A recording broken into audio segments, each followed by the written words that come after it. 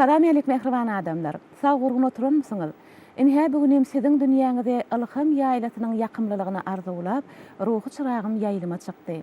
Merdane pederlerimiziň döredenlerini jemgyýetimiziň ruhy çyragyna deňeýän milli liderimiz mehriban arkadagymyzyň, hormatly prezidentimiz arkadagly gahrman serdarymyzyň janlarynyň sag ömürleriniň uzak tutýan ähli tutumly işleriniň mundan beýlegi rowaç almaklygyny tüý sürekden arzu edýär. Mehriban adamlar, ruhy çyragym gepleşigimiziň bu gezekki sananyny biz magtymulşynas, alim, pedagog, filologiýa ilimleriniň doktory, dosent Muhammed Nazar Anna Muhammedow barada giň söhbet ederiz.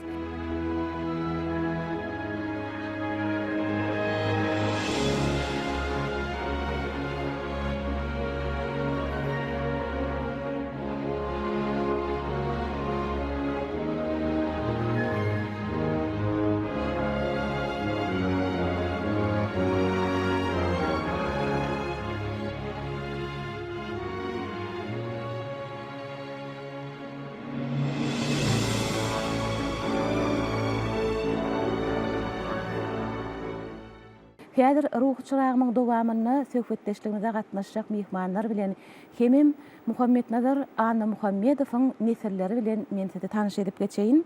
Ine men gapdalymda Magtymul Naky Türkmen Döwlet Uniwersitetiniň Türkmen Edebiýaty kafedrasynyň ulum gollimy, filologiýa ilimleriniň kandidaty Araz Nefes Mehmet Jumaýew, Türkmenistanyň Ilimler Akademiýasynyň Magtymul Naky Dil, Edebiýat we Milli Golýazmalar Institutynyň bölüm müdiri, filologiýa ilimleriniň kandidaty Çary Kuliýew. Ine çaragan aňyrýanyna bolsa, Seyit Nazar Seýdadyn Naky Türkmen Döwlet Mugallimçilik Institutynyň Türkmen edebiýaty we onu okutmagyň usuliýeti kafedrasynyň ulum gollimy, filologiýa ilimleriniň kandidaty Bayram Akatow. Şeýle hem bugün biziň gepleşigimizde Dünýä Edebiýaty jurnalynyň baş redaktory Rahmet Galyjewam gatnaşýar. Mehmanlar hem meňe gepleşigimizde hoş gördük. Gepleşigimiziň indi bir ýaxşy däpleriniň birini öwrüli, akbalyna, döredüçiligini, ömür ýoluny, nesil dowamatyna seraýlap söhbet edýän gepleşigimizde şol akbalyna ýüzlenýän şahsiýetimiziň nesilleri gatnaşýarlar. Häzir Muhammed Nazar agaň hormatyny oň nesilleri gelipdirler. Olar barada men gysgaça maglumat berip geçeýin. Muhammed Nazar Anna Muhammedowyň maşgalada 5 gyzy, 3 ogly bolupdyr, jemi 8 perzenli bolupdyr. Häzir bäri ýandan tanyş Muhammed Nazar Anna Muhammedowyň gyzy Gülnawat Qiyasowa. Häzirki wagtda Mary şäheriniň Hydyr Derýäýew adynaky mugallimçilik mekdebinde mugallim bolup işleýär. Şeýle-de ýene-de gyzlarynyň biri Gülşat Anna Muhammedowa Balkan welaýatynyň Türkmenbaşy şäheriniň 14-nji orta mektebiniň müdiri. Aynı gözel Atamradowa ýene-de Muhammed Nazar Anna Muhammedowyň gyzlarynyň biri Ahal welaýatyny telekeçilik ulgamyna dähmet çekýär. Oğulniýazyk Awdyýewa Mary welaýat wekil Badar Etrap 8-nji çağalar bagça bagynyň müdiri. Inha Oğulniýazyk Awdyýewa-da Muhammed Nazar agaň gyzlarynyň biri. Şeýle-de ondan aňyrda Muhammed Nazar Anna Muhammedowyň gelinlerinden gatnaşýarlar. Ejeway Anna Muhammedowa Mary welaýat Murgaw Etrawynyň 38-nji orta mektebiniň müdiriniň terbiýeçilik işleri boýunça orunmasary. Aysenem Anna Muhammedowa Mary welaýatynyň öý hojalykçy diýen ine Muhammed Nazar agaň gelinleriniň biri. Agtygy Maral Qiyasowa da gatnaşýar. Mary welaýat wekil Badar Etrawynyň 35-nji orta mektebiniň başlangyç sınıp mugallimi. Şeýle-de ine bärde çowluklarynyň birem gelipdir. Mehri Qiyasowa Mary şäheriniň 14-nji orta mektebiniň 11-nji sınıp okuwçysy. Bir-birek bilen gysgaça tanyş bolduk.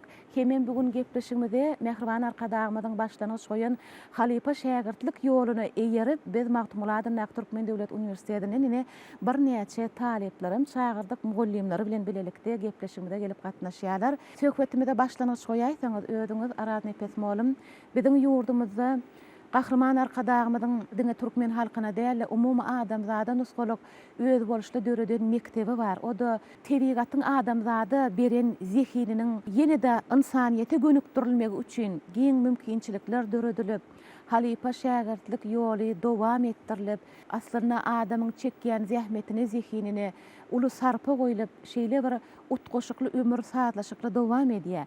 Ýene-de atalarymyzyň bize miras goýan şol ugurly mektebini dowam etmekde-de ýurdumyzda bir näçe işler, hatda döwlet siýasatynyň derejesine ýetirilip amal edilýär. Yeri gelende ilki bilen gepleşigimiziň ilkinji minutlaryny aýdatmaz gelýär.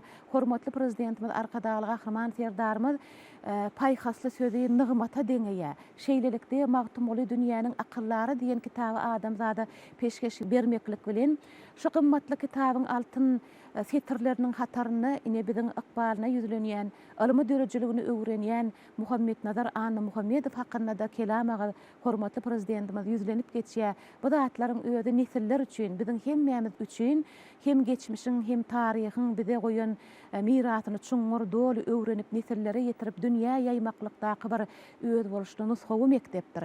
Şular barada söhbetdeşlige başlasaňyz. Gahrman arkadagymyzyň, hormatly prezidentimiziň, arkadagy gahrman serdarymyzyň alyp barýan dünýä nuskuluk içeri we daşary siýasaty netijesinde uly üstünlükleri, belent tepkitlere, täze ýeňişlere beslenip geçen Pähmi Paýhas ummany Magtumuly Pragyly taryhda özüniň bir ýatdan çykmajak ýyzyny goýdy. 2024-nji ýyl türkmen halky üçin, türkmen döwleti üçin gaty bir ırtgally, bereketli ýyl boldy. Türkmen halkyna arşa galdyran ýyllaryň biri boldy. Aslynda edebiýata, sunnugata, medeniyete, dany şahsiýetlerine sarpa goýan halk hemişe beýik halk diýilýär, bagtyar halk diýilýär. Bizim döwletimizde şol dany şahsiýetlere geçen ýylyň dowamynda Magtumuly Pragynyň dowlangynyň 300 ýyllygyny bellemekligiň dowamynda diňe bir Magtumuly Praga däl, Magtumuly Praga bilen döwürdeş bolanlary, onun halipalaryna hemme uly şahsiýetlerimize uly sarpalary goýulyp geçirildi.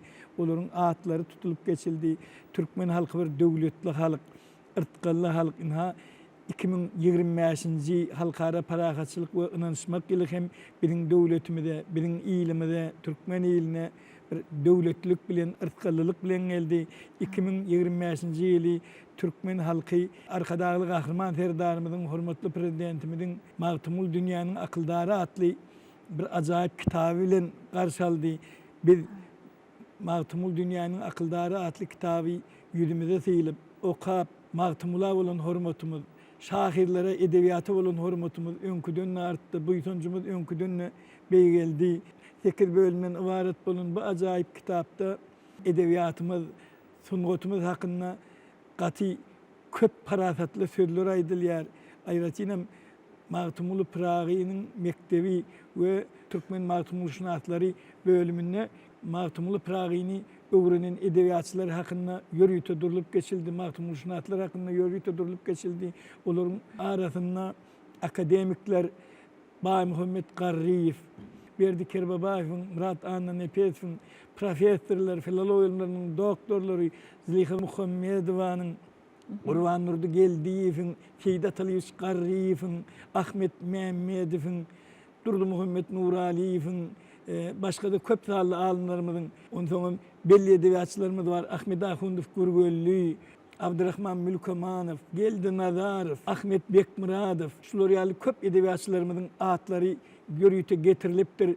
Munyň özi galy bersede Magtumuly Praga hakda edebi eserleri ýazan belli ýazgylarymyz Kılıç Kuliýewiň, Tanrygul Taganowyň, Hudaýberdi Durduýewiň, Nowatguly Rejepowyň bularyň atlary getiripdir. Bu da atlaryň özi hormatly prezidentimiziň, arkadagy gahrman serdarymyzyň Magtumuly Pragynyň dörejiligine seljerme beren, ol hakda edebi eserleri ýazan alymlaryň, şahirleriň, ýazgylaryň işlerini ilikdim öwrenendigini görkezýär.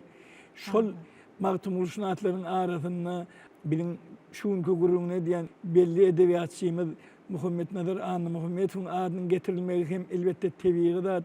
Sebebi Muhammed Nazar Anna Muhammedow türkmen edebiýaty öwrenş ilmine, şeýlede Magtumulyny öwrenş ilmine, Magtumuly Pragynyň edebi mirasyny dörejiligini öwrenş ilmine özüniň täzeçiligi bilen öňe saýlanan adamlaryň biri, ady belli bolan adamlaryň biri. Meniň özüm Muhammed Nazar Anna Muhammedow bilen 1978-nji ýylda tanyşyp başladym. Men şol ýyl Magtumuly Dil, Edebiýat we Milli Gol Ýazmalar Institutyna işe barypdym.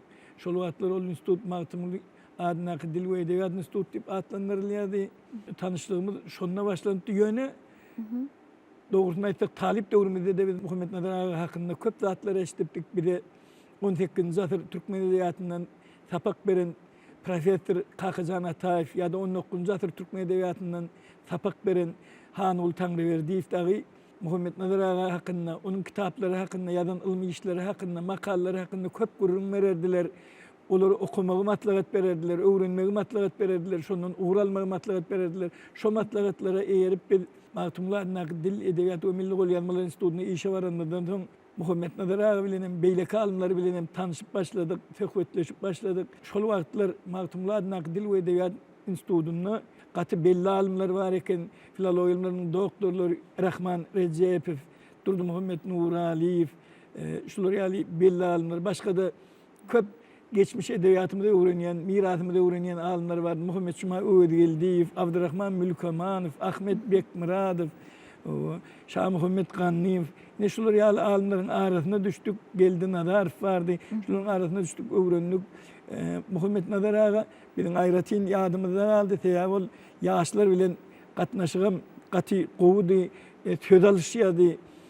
Galyberse bizim öýdümiz geçmiş edebiyatymyz bilen meşgullandan soň köplenç şo döwürlerden temalanmadan soň Muhammed Nazar Ağa ýüzlenýärdik. Muhammed Nazar Ağa da geçmiş edebiyatymyzda köp üns berýärdi. Öýüniň işlerine esasen şol edebiyatlar hakynda, şo çeşmeler hakynda durýardy. Meňem gyzyklanan uğrun geçmiş edebiýaty 18-nji 19-njy asyr edebiýaty bilen baglanyşyklydy. Şoň üçin biz ondan soralarymyz, düşünşmeli atlarymyz hemişe bolup durýardy. Galyberse meniň öýdüm golýazmalar bölümüne işe barypdym. Muhammed Nazar Ağa da golýazmalar bölümüne köp işleşmeli bolýar. Täýäboluň kitaplary Magtumul hakda ýatsyn, Şükür hakda ýatsyn, Afzal Magtum hakynda ýatsyn. Golýazmalar bölümine gelip golýazmalar hazynasynyň çeşmelerinden peýdalanardy. Ya da ne Güldeste kitaby var, şu Güldeste kitabyny taýýarlany. Güldeste kitabyny munda ýüzlerçe şahirler var, ýüzdenem köp. O şahirleriň dörejligini öwrenjek bolsaň, edebiyatda neşer edilen kitaplarda yok olur. Olur diňe şu golýazmalar hazinasından tapmaly bolýardy. Golýazmalary aktarmaly bolýardy. Şo ýerlerden tapyp köp şahirleriň goşgularyny, ön kitaplarda çykmady goşgularyny öwrenni. Şeýdibem bir onun bilen şo golýazmalar bölüminde köp söhbetleşensen, köp meseleler bilen baglanyşykly gyzykly sowallar beremizden soň onuň bilen tanışlygymyz şeýle gowy gitdi. Muhammed Nazar Ağaň öýdi şo döwürde bir edebiýatyň bir täze öňe çykaran Magtumul sanatlarynyň täze öňe çykan edebiýat sanatlarynyň bir hasaplanýardy. Ol edebiýata Güldeste kitabyna ýankaşymy ýaly ýüzden köp şahiri öwrenmeli boldy. Galyberse de ol 18-nji 19-njy asyrda ýaşap geçen köp taly şahirleriň dörejiligi bilen gyzyklanny, öwrenni. Biz gepleşigimizde Türkmenistanyň Döwlet Medeniýet Merkeziniň Döwlet Kitaphanasyndan dowam edýär. Filologiýa ilmläriniň doktory Muhammed Nazar Ağa Muhammedowyň metbuat bilen ara gatnaşygy hakynda da käbir zatlar size ýetirmekçi. Biz gepleşigiň dowamyna size ýetirýän ähli maglumatlarymyzy Halipa Kitaphanasy Türkmenistanyň atgazanan medeniýet işgäri Oğul Cemal Orazordyýew bilen bilelikde ýerine ýetirýär. Size görnýän şu neşirleriň hemmesinde oň ady bilen baglanyşykly bir näçe makalalar bar. Synlar hemem Muhammed Nazar Ağaň hut özü hakynda da ýazylan ençeme makalary biz gabat geldik. Hatda oň bilen söhbetleşlik gurulup käbir sırly sowallara Halipanyň berip giden jogaplarynyň ençemesine de biz gabat geldik. Has anygyrak aýtsak, Muhammed Nazar Ağa Muhammedow Şükür we 19-njy asyr türkmen poeziýasyny romantik stil hemde Magtumuly Gizleýin syryň bar işte atly 2 jiltden ibarat bolan monografiýalaryň, 100den gowrak makalalaryň, 10 sany ilmi çeper kitaplaryň awtorydyr. Ine şolardan daşarym Muhammed Nazar Ağa Muhammedow bir näçe döwürlere degişli bolan dürli ýyllardaky dürli neşirlerde de eden çykyşlary ine siziň görýän şey gazet sahypalaryňyza da berilýär. Biz gepleşigimiziň dowamyna bularyň ençemesine ýüzlenmekçi. Muhammed Nazar Ağa Muhammedow magtumulşunas diýilýär. Ol diňe bir magtumulşunas ýerler. Günnogor Türkmenistanyň çäklerine ýaşap, şol ýerlerde ykbaly bagly bolup bir neçe eserler dörüdüp halkımıza miras koyan başka da bir neçe avtorları jekmejek dörüdücülüğünün üstü bilen öwrenip olar barada da almy mirasy bize koyan adam. Misal üçin ine ol Seyit Nazar Seydi haqqında, şükürü haqqında, zınhari, Allah'ı haqqında ve yeniler haqqında da bir neçe edil magtumulu prağayını öwrenşýäli, olaryň hem dörüdüjülüklerini öwrenipdir. Ine misal üçin Watança şahyr Seydi atly ine şu kitap 1976-njy ýylda çap edilipdir. Şol wagt Muhammed Nazar ağa entek alymlaryň kandidaty ka şu kitaby düzüpdirler, ýagnapdyrlar. Ine bu kitapda Seyit Nazar Seydiň ýaşan ýerleri, şygyrlarynaky wakalaryň degişli döwürleri, şygyrlaryna aýdylýan, gozgalýan meseleler, ondan şahyryň lirik gahramanynyň baş alyp çykyşy, hemem ine Seyit Nazar Seydi barada şu ýazylan kitabada bir neçe adamlaryň synlary kitabyň soňuna berilýär. Inni 1976-njy, 1977-njy, 1993-njy ýyllarda Seyit Nazar Seydi haqqında Muhammed Nazar Anna Muhammedow bir neçe almy makalalary halkymyza hödürläpdir eken. Şo döwürde Türkmen edebiyatynyň taryhy atly bir 6 jiltden 10 kitapdan durýan tutumly bir kitabym taýýarlanlypdy. Ata tutumly kitapdy. Şu kitabı taýýarlamaklygy da iň belli edebiyatçylar çekilipdi. Olaň arasynda elbette Muhammed Nazar aganyň bolmagy tebiği ýagdaýdyr. Sebäbi Muhammed Nazar aga geçmiş edebiyatymyz bilen meşgulluğundan soň ol kitabam Türkmen edebiyatynyň tat 1000 ýyllyk döwrüni ölçüne alýan kitap. Şol sanyna 18-nji 19-njy asyrlar hakynda da ýürüýte kitaplary bardy. Şu kitaplarda da Muhammed Nazar aganyň taýýarlan işleri ýerleşdirildi. Aýratynam Türkmen edebiyatynyň taryhynyň 2-nji, 3-nji jiltlerinde onun şükürü haqqdaky, Allah haqqdaky, afzaly magtym haqqdaky, bahry haqqdaky, zınhary haqqdaky köp sanly bölümler, jem 8 bölümi dagy Muhammed Nazar aga tapşyrylypdy. Şo bölümlerin Murat Şahyr haqqındaky ödüm şo bölümler gaty oňut ýazylypdy. Muhammed Nazar aga ilmi çeşmelere, gol ýalma çeşmelerinde köp üns beren sen ol neşirlerde käbir ýalňyşlyklary gidem bolsa da köp düdödördi. Ýadyny çykyp oturýarmyş, goşgusy haqqında aýtmaly bolsa, käbir ýerlerde alim şol tekstologik, ýagny ýazylýaka ýa-da onu göçüren adamyň käbir ýalňyşlyklary göýberendigini belläp geçýär. Mysal üçin şol goşguda 7 är bar bu deladyr atlary bolajak şer işi qakyp oturmuş atda setirdäki, ýagny bu deladyr diýilýän sözüň içinden ýaý bilen sora goýup gidýär. Alim hükmünni şol sora belgisini hem goýmaklyk bilen şu ýerde şu goşgyny kimin eli bilen ýazylyp göçürilip biziň döwürlerimize ýetirilen bolsa, şu ýerde şonu göçüren adamyň, ýazan adamyň jogapkärçiligini bir-gara aýryp atyveren ok belli bir derejede şoňa da degişli diýip pikir ýöredip barýaka alim ine şu taraplaryna da üns berýär. Ýadyna şeýle diýär, onuň ýerine el efratdır diýilen söz ýazylyp okulsa, oň hakyky manysy ýerine düşýär.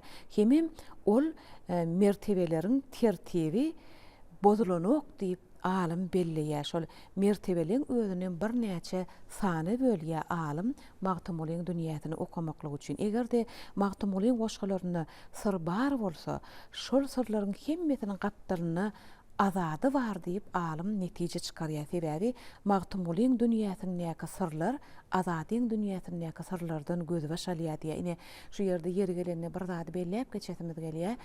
Hormatly prezidentimiz arkadaly gahraman serdarymyz magtumuly dünýäniň akyllara atly kitabyny magtumuly Praga mektebini döretmek, onu döredenler hakkında ne edip döreýärdir magtumuly Praga mektebi diýip sowal orta atýada. Şol magtumuly Praga mektebiniň döreýişiniň sebäpleri hem onuň döreýiş ýygyderligi barada şeýle bir jekmejek ýadýar. Ine magtumuly Praga mektebiniň döremegine Döwlet Mehmet Azadynyň ornunyň bardygyny hem ine Muhammed Nazar Anna Muhammedow açyp görmeklige çalyşypdyr. Ine hormatly prezidentimiziň magtumuly dünýäniň akylları atly kitaby bolsa, Muhammed Nazar Anna Muhammedowyň bir wagtlar janygyp suwud edip biziň ilmi giňişligimizde äşgär etjek bolan pikirleriniň hemmesini suud etdi. Ine hormatly prezidentimizin şol eserini Muhammed Nadar Anna Muhammedowyň arzulary ýaşaýa, arzulary hasıl bolýar diýip ýeri gelende ine bizim aýtmak isledik. Menin öwrenen temam bolan Molla Murat Haredma hakynda men köp soraw berdim.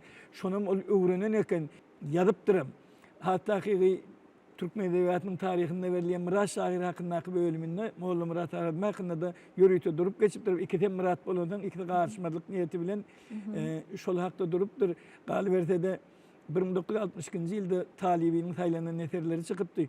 Şonu ýörüýte belläpdir Muhammed Nadar aga 1962-nji ýylda çykan Talibiň saýlanan eserlerindäki boşgulun iki tanysy Murat Taliba däldi, Molla Murat Haredma degişli diýip Türkmen Edebiyatynyň taryhynda ýörüýte belläp geçýär.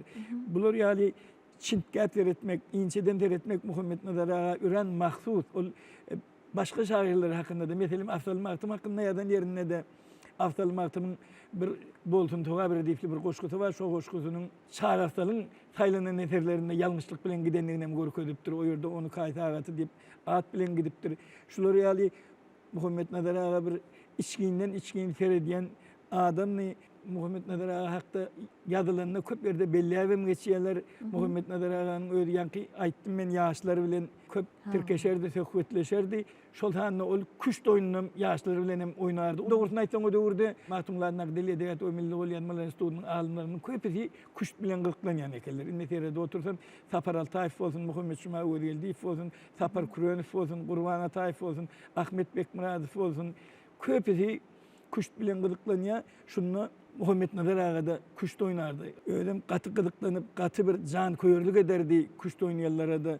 Şeyle bir fırsat yadıma düşüyor. İki tane alim oynayıp oturuyor. Bir yerde katı közünü oturuyor. Göçümünü tapman. Şu vakti Muhammed Nadar aga'nın şeyle bir söyleydi ya. Atın at, atağımı azade eylerini gör oldun. Hinlenen mi oluyor? Bir de o vakti duymandır. Yöne oynayıp oturan oyuncu derrev düşünüptür şu vakti. Hemen derrev atını atıp karşıdaşının atına hücum edip öyle oyunu denglep oturuverdi. Şolar ýaly fırsatlar ýadymyza düşýär.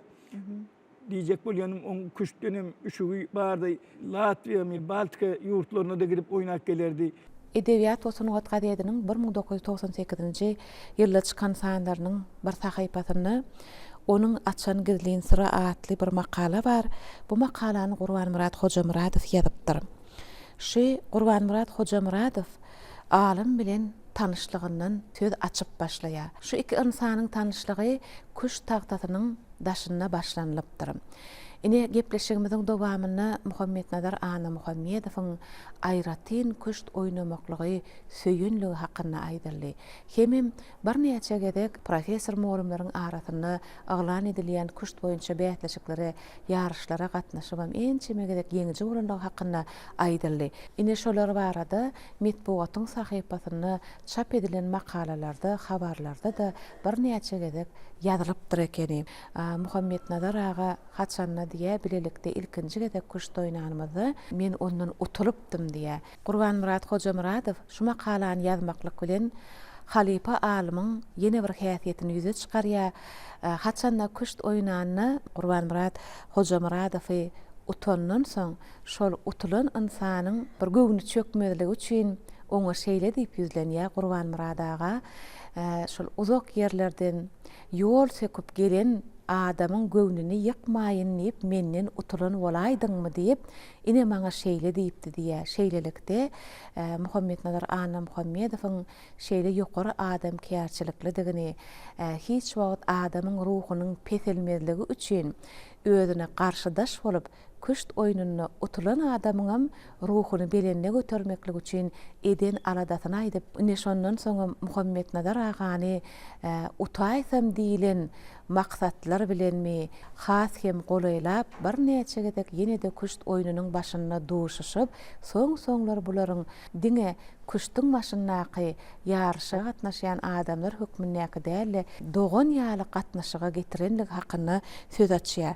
Hemem ýene-de bir zady Gurban Murat Hojamuradow aýratyn belliýär. Muhammed Nadar agaň magtumly pragynyň sopçylyk ýoly hakyndaky eden ençeme ýyllyk bir alyp barýan ilymy gözlegleri çylşyrymly döwür syýasaty oň edýän işini gollamayan hem bolsa Muhammed Nazar ağa näme üçindir ruhdan hiç ýere düşmeýän ol doktorluk işini ýazmaklygyny dowam etdi. Şu ýerde Muhammed Nazar agany näme güýçlendirýärkä, oň öz gözü ýetip durkada şoň ýazýan doktorluk işini çylşyrymly döwrüň siýasaty gollamaýanlygyna, hiç wagt şonu gorap bilmejekdigini, edil şol döwür gözü ýetip durkada bu şol işden elini üzmedi. Ýöne onuň edil magtymly pragyň sırly dünýäsine çemeleşişi ýaly, şol sırly dünýäň özü ony ruhy belentlige çeken bolmaly. Ol şol işden elini üzmedi. Edil maksada okkully bolup doktorluk işini ýazyşy ýalam ol maksadyna ýetdi. Ol şol magtymly pragyň sırly dünýäsine açdy hemem doktorluk dissertasiýasyny gorady diýip şeýle bir Muhammed Nazar agaň öz sırly dünýäsi hakynda bir näçe zatlar bize äşkär edýär. Hemem Gurban Murat Hojamuradow belleýär, inni şondan bäri her ýyl magtymly pragynyň şöhret bayramy ýetip gelenini diňe magtymly pragy hakynda ýadylanokdy. Inni şondan bäri Muhammed Nazar Ana Muhammedow hakynda da şol günler ýatlanylýar diýip ine edil şol ýyllarda ýazypdyr. Inni häzirki wagtda bolsa magtymly pragy günne ýatlanylýar özüm diňe türkmen halky dälle umumy adamzat bolup ýatlanylýar diýmek. Milli liderimiz Mehriban Arkadagymyzyň başlangyç goýmagyny, hormatly prezidentimizin başda durmagyny, magtymly pragynyň sırly dünýäsi açylyp, umumy adamzat bilen bilelikde onuň sarpasy bilelikde tutulup ýörlen günlerde Muhammed Nazar Ana Muhammedow ady tutulýar. Ilmi dürejilükden daşary ol öz boş wagtlary sport bilen ýakyndan meşgul bolanlygy hakynda gepleşigimizde kän-gedek aýdyrly.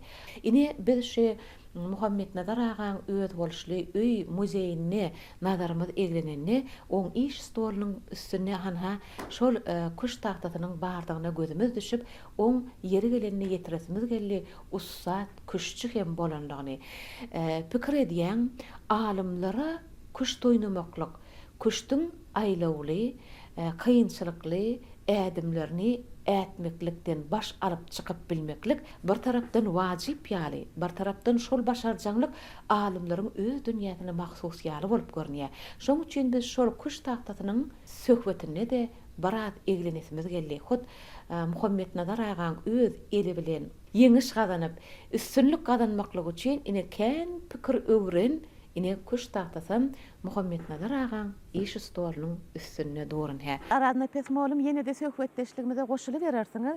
Häzirlikçe söhbeti çary kulyfa geçirelim. Ýazyjy şahyrlaryň dürejiligi, çeper dürejiligi hakynda söhbet edilenni alymlar üçin hem megerem has gyzykly hem täsirli hem çylşyrymlykdan saýlanýar diýip düşünýän, emma ylmy jemgyýetçiligiň dowamatlary öz halipalary hakynda gel aýdaly öz eginneş alymlary hakynda, olaň ylmy dürejiligi hakynda söhbet edenni biraz söhbet hem gözlegler hem çylşyrymlaşýar diýip düşünýän çaraga.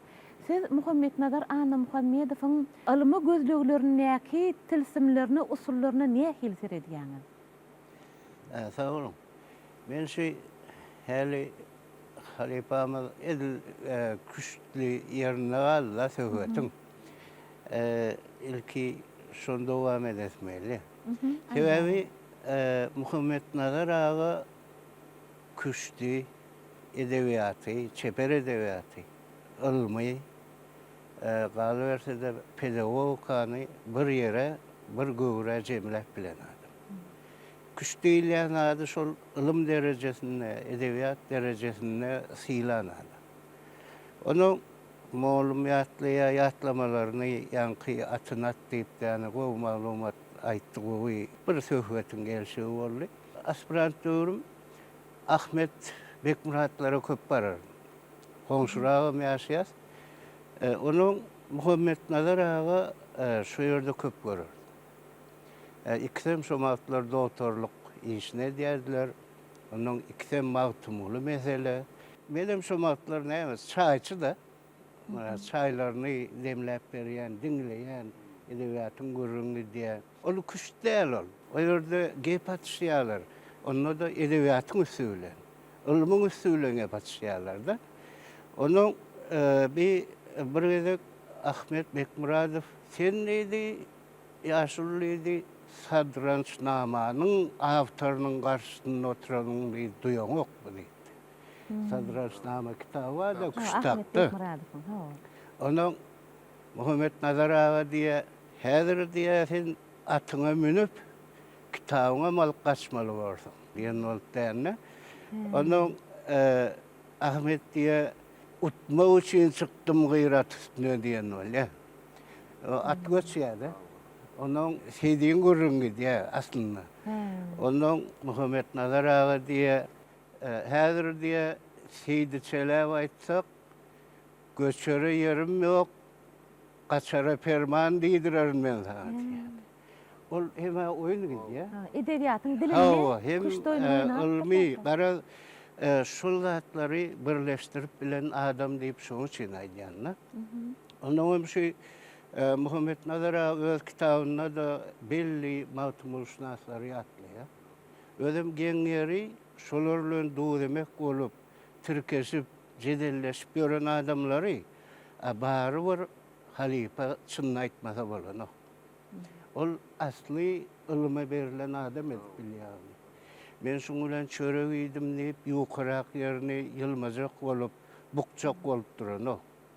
Ahmet bilen näçe tirkesen bolýardy. İşine gezek gelenne Muhammed Nazar Ağa'nın işlerini görýäňli Ahmet Bekmurat şu ýerde ýalňyşdy diýip gün aýdyp bilýän adam. Ol çyn alymyň häsiýeti şol.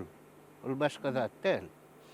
Ondan şol bir gezek şuňa bir söhbetine şaýat bolmuşlaň ikisiniň. Ahmet dedi sen diýdi Mawtumulynyň gazaly näme başlanlygyny, näme goýanlygyny sudet diýdi.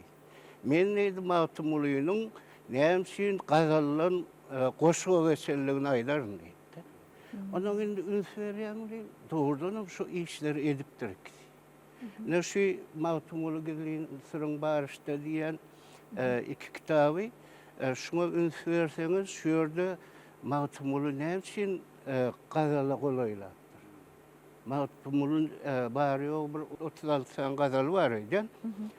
Şon onu näme birden gazaldan daşlaşacak bolup ýani çyn edipdir. Ýyndan soň Ahmediň işi gelýär. Näme goşuk bilen Mawtumulyň näçe goşgusy diýmek şol söhbetler, şol küşleri bir-birini bayramyň ýaşaýany dowam etdirmek ýoluna salyp bilipdir. Ne bir alym bilen gatnaşygy. Alym bilen çyny bilen gatnaşan halaty ýogyna ýok, bolmaýan ýerine bolano, kimçiligine kimçiligem diýip bilmeli, bir-birini östirip dowam etdirip bilmeliler. Ne men ilki şonu ýatlajak bolum küçtü üstüle. Indi Muhammed Nazar Ağa'nın alımlığı hakkında gurrumesçek bolsak, onda biz isle yazı olsun, isle ilmi mirasy öwren tapawdy ýok. Şol şahsiýetiň ýaşan döwrüne göz ýetirmeli. Döwri öwrenmezden alymam, ýazgynam hiç haçan dol öwrenip bolanok. Indi Muhammed Nazar Ağa'nın döwrüne üns bersek, şu döwrüň ilmi jemgyýetçiligine, ilmiň siýasat bilen gatnaşygyna üns bersek, onda biz hiç ýyly ýaýdanman Muhammed Nazar Ağa ilmde tövekkelçilik etdi diýip bilýär. Ol gaty tövekkelçilik etdi. Sebäbi şu döwürler sen synanla şol diýeli zülpüniň her taryna 70 taňylmyş. Gara şonu şu ýerde 70 äriň nämeligini ýa diýeli dursun içmişler laya sataştım. Onu bir yengesine çatılıptır deyip kendilikte. Muhammed Nazar Ağa o näme etdi? Alagada hakiki şol setirin suratını açtı. Yine adamlar şeyle şu deyip denle. Muhammed Nazar Ağa Muhammedowyň ýene-de bir ýazan makalasyna siziň ünsüňizi çekmekçi. 1988-nji ýylyň aprel aýynda çykan Edebiýat we Sunugat gazetiniň sanlarynyň birinde Gizliň Äärler ýa-da Peder Sarpata atly makala bar. Ine şu Gizliň Äärler söz düzümini Goşadyrnyň içinde yatıptır diýmek be magtumly Pragyň dünýäsinden gelip çykýan düşünje. Ini bu makalada alim Magtumly Pragynyň Atamyň atly goşgusynyň hemem çykyp otyrmyş atly goşgusynyň düýp mazmunyny almy taýdan seljerip düşündirmäge çalışýar. Muhammed Nazar aga şeýle belleýär. Bu makalada Magtumly Pragyň Atamyň atly goşgusyny biz şu neçe şeýle öwrendik. Be gönnün göni Döwlet Mehmet Azadyň öz atasynyň dünýäden ötenigini, öz başyna düşen aýralyk hakyna elegiya janryny ýazylan goşgy diýip öwrenip geldik.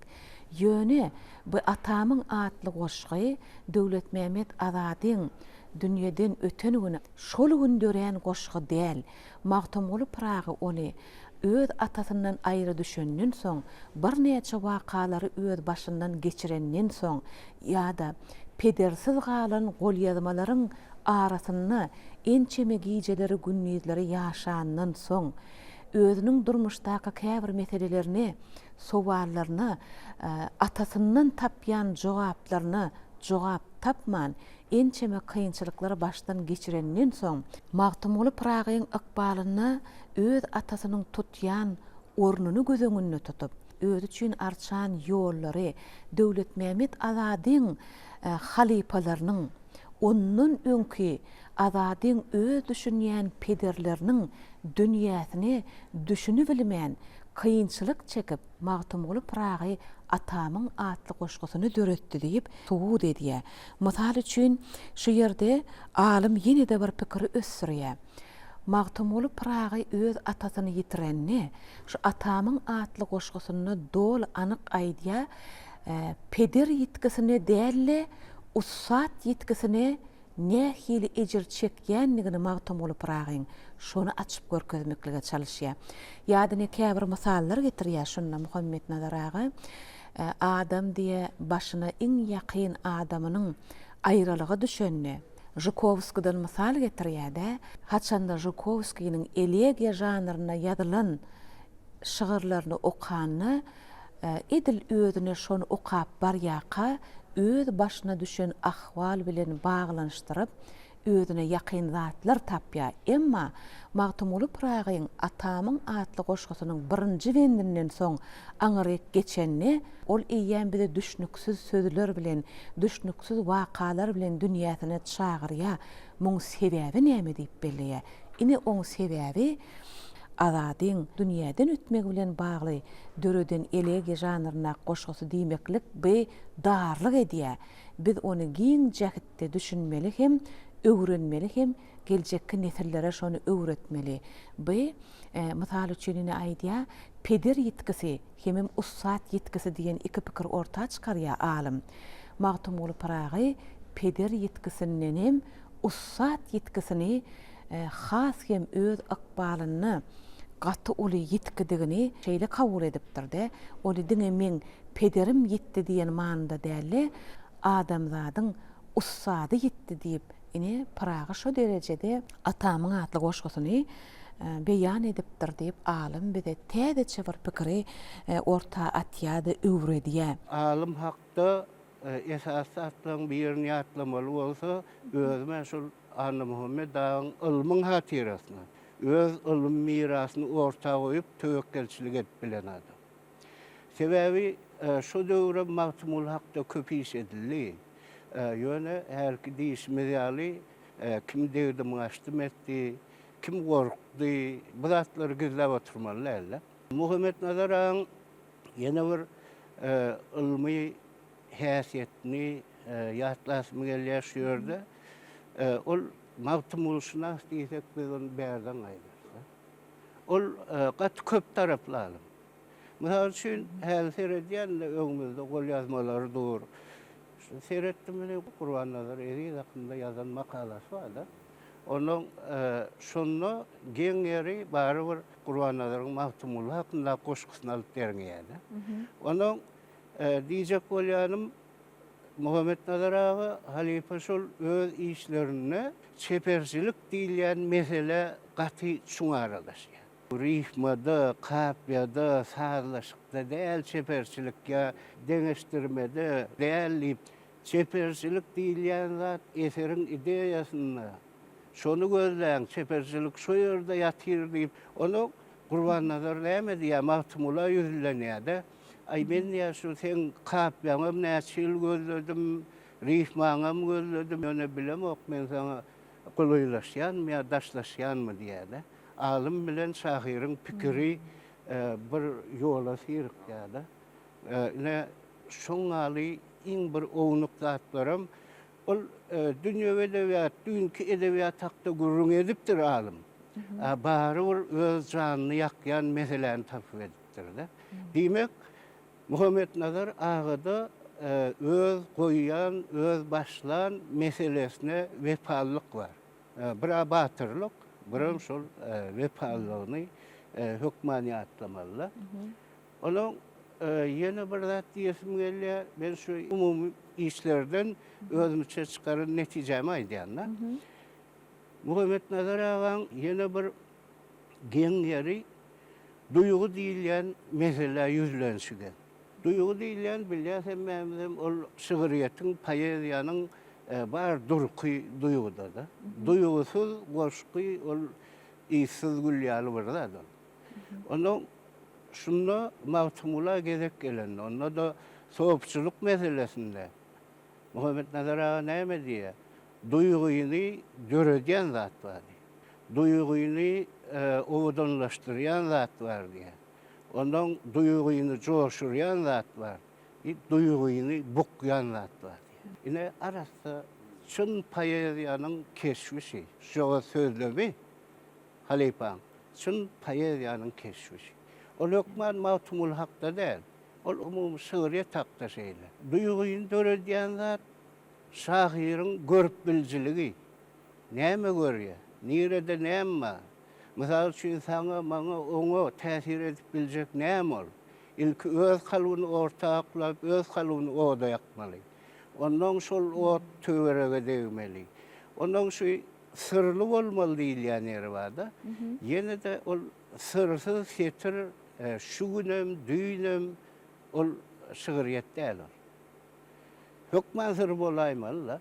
Ýöne sır bukmak diýilýän meselesi ana ol ýam soğupçuluň oýuny. Sır bukma ol bize näwelet şahsiýetden hereketiniň üstü bilen sır bukup bolar. Bir galy berse de soğupçuluň öz häsiýetine gelip çykýan zatlar. Şu zatlary öz maksadyna yetmek üçin gaty çuňdan öwrenen adam.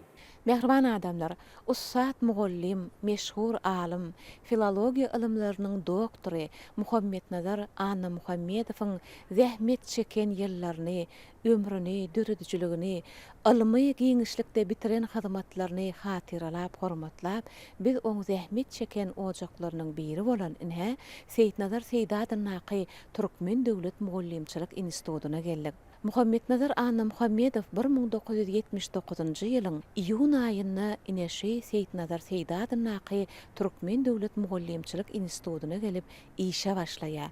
Bu ýerde alim, pedagog, ussat, mugallim ömrüniň iň soňky günlerine çenli zähmet çekýär. Öz ömür ýoluny, esasy maksadyny, arzuwuny hut şu ýerde işläp ýörkä ýetýär. Ýagny Mahtumul Pragynyň laky dünýäsini öwrenmekde täzeçe ýoly ilyma girzýär. Muhammed Nazar Anna Muhammedow 1995-nji ýylda Mahtumul Pragynyň edebi mirasyny öwrenip, ol doktorluk işini goraýar. Mehriban adamlar, häzir şu Seýit Nazar Seýdadyň Naky Türkmen Döwlet Mugallimçilik Institutuna häzirki wagtda zähmet çekip ýören professor mugallimleriň arasyna baryp, şol döwürler bilim beren şagirdleriniň arasynda bolup, hemem oň bilen bilelikde işleşen mugallimleriň arasynda bolup, olaryň Muhammed Nazar Anna Muhammedowyň zähmet ýoly hakynda, ilmi dörediçiligi hakynda berjek gurrunlaryny häzir gepleşigimizde size getirmekçi. Mehriban adamlar, inhäde biz Seýit Nazar Seýdadyň Naky Türkmen Döwlet Mugallimçilik Institutunyň Taryh muzeyinden öz söhbetimizde dowam edýär. Biziň söhbetdeşimiz Türkmenistanyň taryhy kafedrasynyň müdiri, taryh ilimläriniň kandidaty Jepbaroğly Hatamow. Halipalar hakynda söhbet edýär. Edil şu pursatyň özi hemmemizem tolgundyryar. Alim eginleşiňiz hakynda Nämeler aýdarsyňyz? Sag bolun. Bizim ýurdumyzda bir döwlet derejesinde iyili, halky, watany, ýurdy üçin jana ýaman zähmet çeken halipalar barada gat köp işler edildi. Ine şu siziň alyp barýan telegepleşiňiz hem şunuň bir suwudy. Ine şu zatlary dikeldenlik üçin, halipalara goýulan ýurdumyzda hormat üçin ilki bilen hormatly arkadagly serdarymda men sag bolsun aýdýaryn. Indi Muhammed Nazar Ana Muhammedow baradaky gurrunmyda dolantak Muhammed Nazar aga bilen bizi iş dostlaşdyrdy, ýakynlaşdyrdy. Ol Türkmen edebiýaty kafedrasynda men Türkmenistanyň taryhy kafedrasynda işläp ikimizem şoburdady. Ola edebi keşplerim üstü bilen taryhy bilen maglumatlaryň üstü bilen taryhy öğrenemizden soň ikimizem şoburdadyň üstünde işleýändigimiz üçin bizi şu işleyen uğrumuz yakınlaştırdı, dostlaştırdı. Hatta ol maňa inim diýerdi, men ona ağam diýerdik. Şeýle bir agy diýaly bolup, bir 11 ýyl bile işleşmek ikimide netip etdi. Muhammed Nazar aga 1979-njy ýylda Mahtumul adyndaky Dil we Edebiýat institutundan şu ýere işe geldi. Bizim institutumyzda soň ilk ol başlangyç sınıf mugallimleri taýýarlayan fakultetde işledi. Soň tarih filologiya diýilip adlandyrylýardy şo wagt tarih filologiya fakultetiniň Türkmen edebiýaty kafedrasynyň dosenti bolup işledi. Şol işläp başlan wagtynda onu gyzyklandyrýan da edebiýatyň taryhydy. Soň edebiýatyň taryhynda durly gawat gelen tarih şahslar barada köplenç ikimiz oturup maslahatlaşardyk. Oňň ol edebiýatyň taryhyndan köplenç sohpçylyk edebiýatyna degişli şahslary öwrenerdi. Şu bir pursady şu wagt ýatlatym gelýär. Bir gedek Şeyh Mansur Hallajy barada sonradan ýaşan ýyllaryny aýt. Menem soň 858-922 Cüneyt Bagdady 830-910 wagt bolmady diýdi. Näme bolmady diýdim? Rowaýat sen aýdanyňa gawat gelen ok. Rowaýatda gelişine göre Şeyh Mansur Hallaji'ni Cüneyt Bagdady'nyň iň soňunda gol çekmäge mejbur bolmasyndan soň jedalandyryp durlar diýip rowaýatyň taryhy hakykat bilen gawat gelmändigine pişman etdi. Elbetde rowaýatlarda da hakykat bar. Muhammed Nazar Ana Muhammedowyň öwrenen temasy şeýle bir gyn tema. Muhammed Nazar aga ilkilen biri bolup şol Mahtum Bolynyň sohpçylyk ýoluny öwrendi. Ol biziň institutumyzda bir öwrü üçin ýörüte ders saýlap aldy. Mahtum bolup Pragy we sohpçylyk diýip. Sohpçylyk äheňde goşgularyny deriňep her gün bir zat diýerdi. Bir zat tapdym diýerdi. Bir gedek ýadymda Pragy azady ikisi atlaş bolup çykdylar diýip ola fars dilinde azad diýen sözden azady erkin diýen maňda azady Mahtum Bolynyň Pragy hem Paryk diýen fars sözünden gelip çykyp Pragam azad erkin diýen maňda ikisi atlaş bolup çykýar diýip soňra da kuş bolup uçup örenmeň ýadymda. Ol gepden wagtam gaty şiireli, ilmli, ähli zatyny ilmli esasly geplerdi. Okudan wagtam talipler oň tapagynda sesini çykarman şeýle bir ýuwaş otururdylar, durşuna kulaga öwrülip. Ol da maglumatlar bilen şeýle bir tapak geçerdi. Ol talip şu döwre, şu dünýä girik giderdi. Ödem gaty süýüji geçerdi. Ol şowur wagtyň özünde de gaty ilmi geçerdi. Onuň bir gedek tapagyna gatnaşsan ömür ýadyndan çykmady ýa edip geçerdi. Biz höwes bilen özümiz taryhçan boldak. Ana Muhammedowyň tapagynda haýyş edip ýyrynda oturup dinlerdik. Ol her kimiň özi ýaldy. Gowşagyň ýanynda gowşak, güýçliň ýanynda güýçli, ulynyň ýanynda uly, kiçiginiň ýanynda kiçi, alymyň ýanynda ul alym bolup bilýän adamdy. Ökdüm oğlumdy. Moğolum bolmaklygym özi bir sunat. Alym bolup biler. Bizim institutumyzda moğolumçylyk institutu bolandan soň geljekki moğolumlaryň näil moğolum bolmalygyny öz göreldet bilen görkezip bilýän adamdy. Ýene bir zatny ýatlatym gelýär. Şu Anna Muhammedowyň bir artykmaçlygy kuşda oýnardy. Ustaatlarça kuşda oýnardy. Institutun näçe gedek çempionlary boldy. Her ýyl Anna Muhammedow institutun bolanlarynyň arasynda geçirilýän kuş ýarşynda çempion bolardy. Anna Muhammedowyň bir gowgaryan goşgasy sataşdym goşgasyny öwran aýdardy Mahtum Bolyny. Bir söwdaýa sataşdym diýerdi. Sohpçylyk ýoluna sataşandy bara. Şunu aýdar ýörerdi. Bir ýyldydan ýol ýetip aýa sataşdym. Bir gowgaýa sataşdym. Bir söwdaýa sataşdym. Özüňe sataşdym böli menen sataşdyrdyň diýer ýörerdi. Şu goşgasyny köp aýdardy. Şu iň soňky bendi bar. Mahtum Boly Dirler menin adymy, elem elin soyur görse odumy, ey yarandar kime diyem dadymy, başım çıkmaz. Bir sövdaya sataştım diyenni, başım çıkmaz bir sövdaya sataştım. Meňem başım çıkan ok. Şu sopuçulukdan öwrenip ber, Maktumul Pragam ruhy sütünlerden, şolardan bir ruhy köklerini Maktumul'yň Anna Muhammedow deriňärdi. Kime sataşdyň şahyr atly bu makalaň awtorym Muhammed Nadar Anna Muhammedow. Ine görýäňizmi, Maktumul Pragada sataşdym atly goşgy bar. Alymyň eýýäm şol makala at goýuşunyň özü okuýjyny şeýle özüne çekýär. Hemim şol sataşdym atly goşgyň belli bir döwre çenli okuýjylary oň manysy bir neme öz hakyky bolşundan başgaçarak düşündirilip gelinýärdi ýa-da öwredilip gelinýärdi. Alim Muhammed Nadar Anna Muhammedow bolsa sataşdym atly goşgyň näme hakyndadygyny has anyk suwud edýär. Mahlaty ineterediň eýýäm şu makala başlanyny öz okuýjysyny özünden sowulup gidere goýanok. Makalaň ady eýýäm okuýjyny düýple şol makalany iň soňky nokadyna ýetmeklige çenli eýýäm özüni bagly edip saklaýar. Mesele mine şeýle diýýärde, ilkinji setir sataşdym, ni ajaýyp goşgy.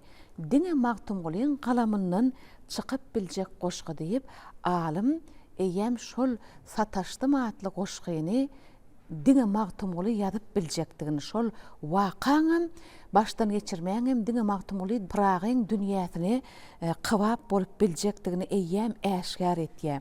Kime sataşdyň diýmek bilen eýýäm edebiýat nazariýetiniň ýa-da tejribetiniň özüni öwrenmekde ejizlige ýol berenligini okuýjysyna ýaňladýar. Maktumguly Pragyň agasy Muhammed Sapanyň gelini Akkyda dakylanlygy hakyndaky maglumatlar şu sataşdym atly goşgyda aýdylýan waka bilen baglanşdyrylyp öwredilipdi. Ýöni görüp otursak, ol aslynda beýle däl ekeni.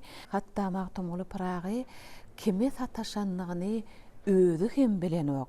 Sebäbi ol öten ärler bilen bagly diýip, ine şu ýerde ýagny şahyryň sataşan zady tarikat diýip belleýärde, başgaça ol ýol bilen baglanşykly, ýadyny menzil bilen baglanşykly. Maktumguly Pragy öz sataşan menzili, öz ýeten ýoly bilen baglanşykly pikiri, wakany ine sataşdym atly goşgysyna berýär. Ýagny şeýle diýärde, säher wagty seyran edip gezerkem ajap menzil ajap jaýy sataşdym diýär. Ine şu sopuçuluk ýoly hakynda Maktumguly Pragy bu goşgysyna beýan edipdir diýip alim täzeçe açyş etýär. Ýagny durulgulary bilen baglaýar. Sopuçuluk ýolunyň özüniň durulgulary bolupdyr. Ol köplenç 7 durulgudan ibarat käbir çeşmelerde 8-9 sany durulgy bar diýip belläp Halipa alim Maktumguly Pragyň öz ýeten menzilini, öz ýeten durulgasyny ine öten ärliň akbaly bilen baglanşdyryp şu goşgyda okuýja suwud edýär diýmek. Al şeraby el uzatdym emennim, durusun işdiler laýy sataşdym diýär. Muny öz ýeňesi bilen özüne baglanlan akbal hakynda däli ýa-da şol akbal ýaşarly diýip däli oň sataşan şol beýik menzilleri bilen, ýagny ilaha dünýä bilen düýpli baglaýandygyny aýdýar. Onuň alim ýene-de bir pikir şu ýerde össürýär. Maktumguly Pragynyň dünýäsi terbiýeçilik bilen, nesilleriň tertibi, düzgüni, ilmi, bilimi bilen düýpli bagly. Onsoň nenen Maktumguly Pragy öz agasynyň gelininiň özüne dakylanlygy hakyndaky pikiri gönüläp, açyklap, aýdyp bilsin. Bu Maktumguly Pragyň öz terbiýesine garşy gelýän pikir diýip, ine Muhammed Nadar Anna Muhammedow bize goşgynyň hakyky manysyny alim hökmünde suwud edip açyp oturuberýär. Ini ýene-de şeýle sowal, ini siz mene taryhçy diýdiňiz. Muhammed Nadar Anna Muhammedow edebiýatyň taryhyny öwrenen bir ilmi jedellerde yüzleşmeli pursatlary bolýadymy?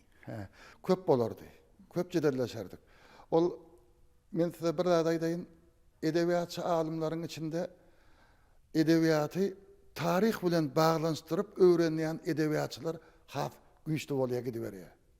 Ene hormatly arkadaşymyzyň ýazýan kitaplary, tarih bilen edebiýatyň ikisiniň jeminden döränden soň gaty ünsüň çekýän öwredici eser bolup dörýär. Ýa-da ene Taýlaw Muradowyň kitaplary, ýa-da Ahmet Bekmuradowyň kitaplary.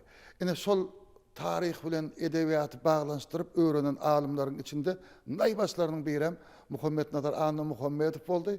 Ene sol uğurdan ol, yani sohbetçilik edebiýatynyň tarihinden ol doktorluk dissertasiýasyny gorap 1995-nji ýylda filologiýa ilmlarynyň doktor diýen belend derece münasip boldy. Şu ýerde men bir zat ýatlasym gelýär täzegil şol 95-nji ýylyň ýadynda ol gorapdy. Oňa 95-nji ýylyň noýabr aýynda şonuň işine seredilýändigi hakynda bir habarjy galypdy.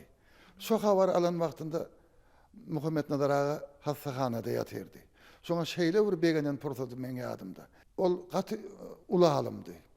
Ol hakykatdan hem alimlaryň halipatydy. Anna Muhammedowyň adyny eşdip talipleri häli häzire çenli şonuň beren derslerini, şonuň beren ündöwlerini ýatlaýarlar. Onun eserleri bir terbiye mektebi. Ol eserleri bile ýaşaýar.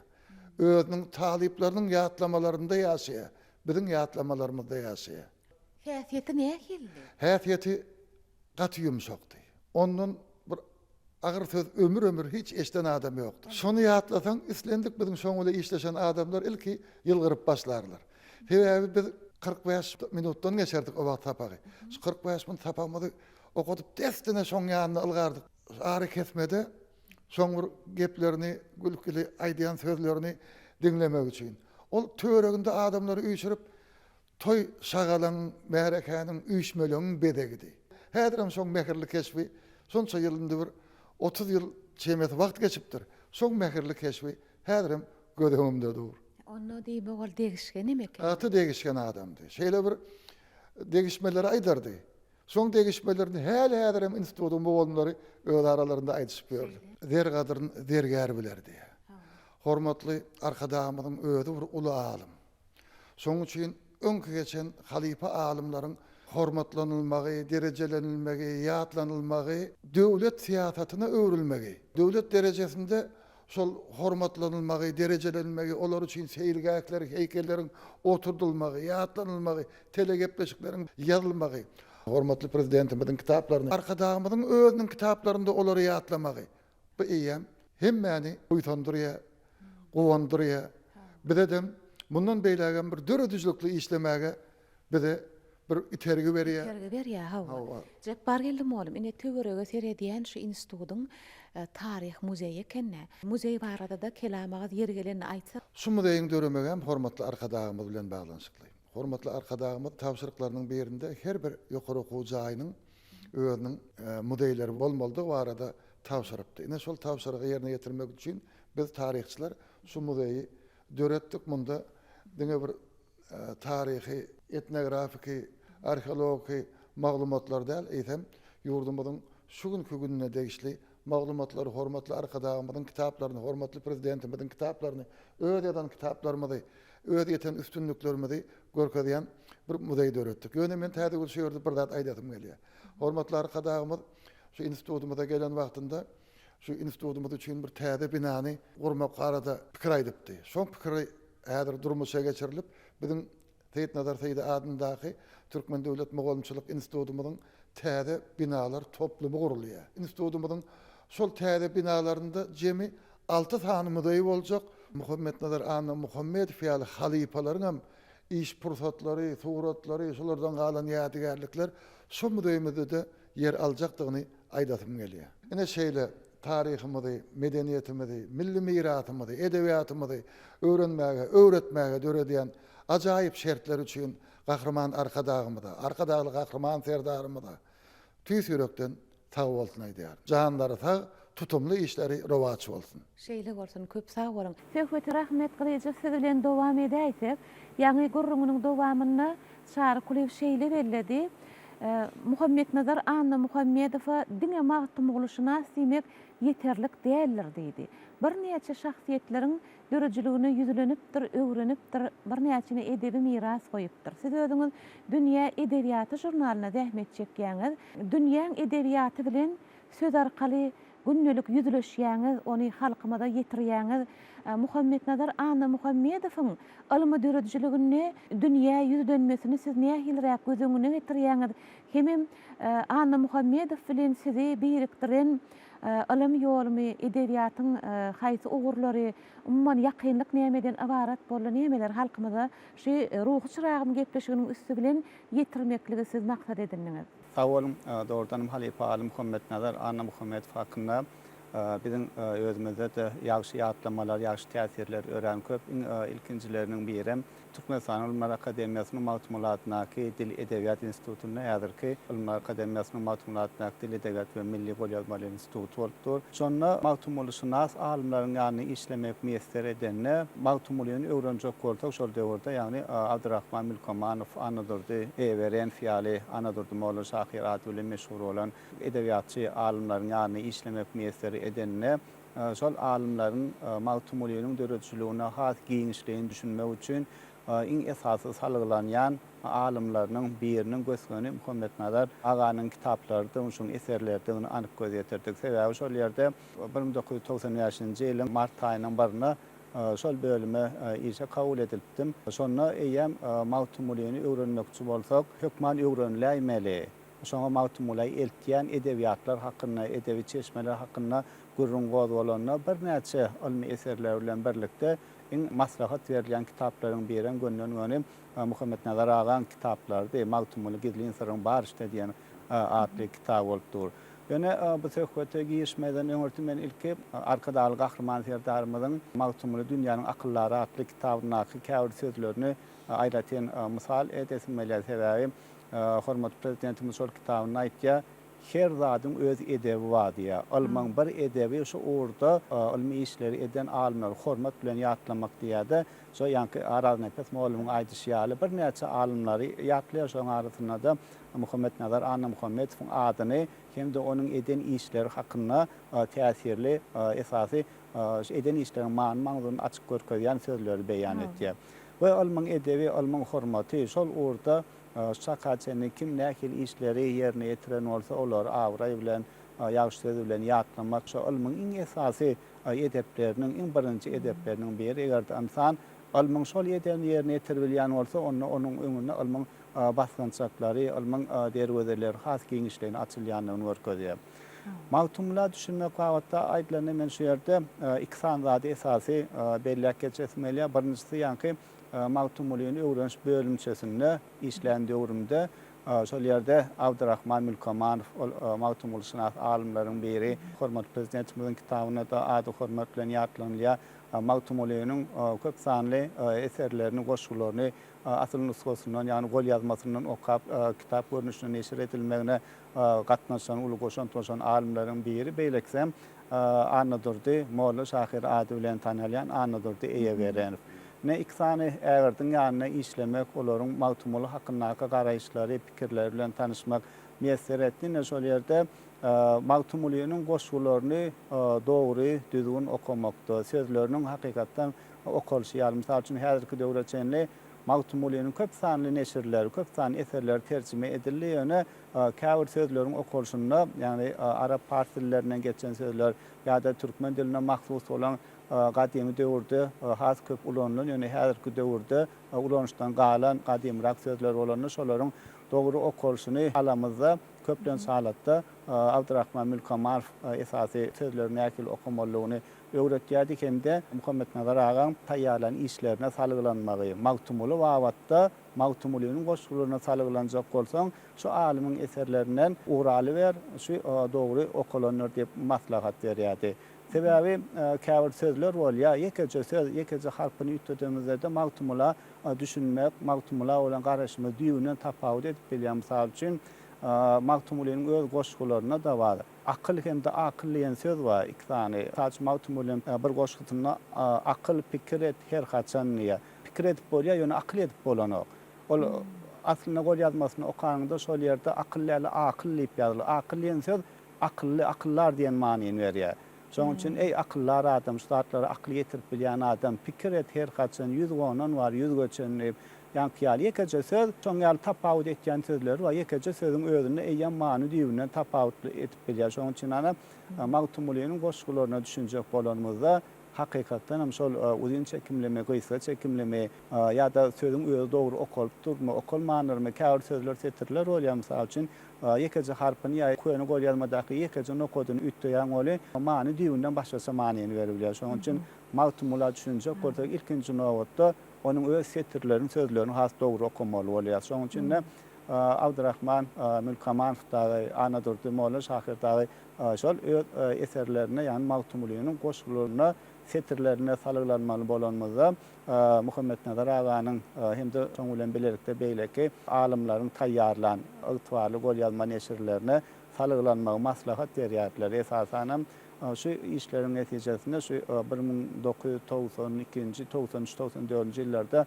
neşir edilen Magtumulynyň 3 tomlugy ol uzak ýyllaryň dowamynyň işiniň netijesi. Magtumulynyň şu çakaçyny neşir edilen işleriň arasynda iň dogry okulan jiltlik eserleriň biri bolup durýar. Şolardan uğralmagy maslahat berýär. Şoň üçin Magtumulynyň ruhy dünýäsine düşünjek bolsak, Muhammed Nazar aganyň işleri hakykatdan hem sözleriň dogry okulyşy wagtda da häs täsirli.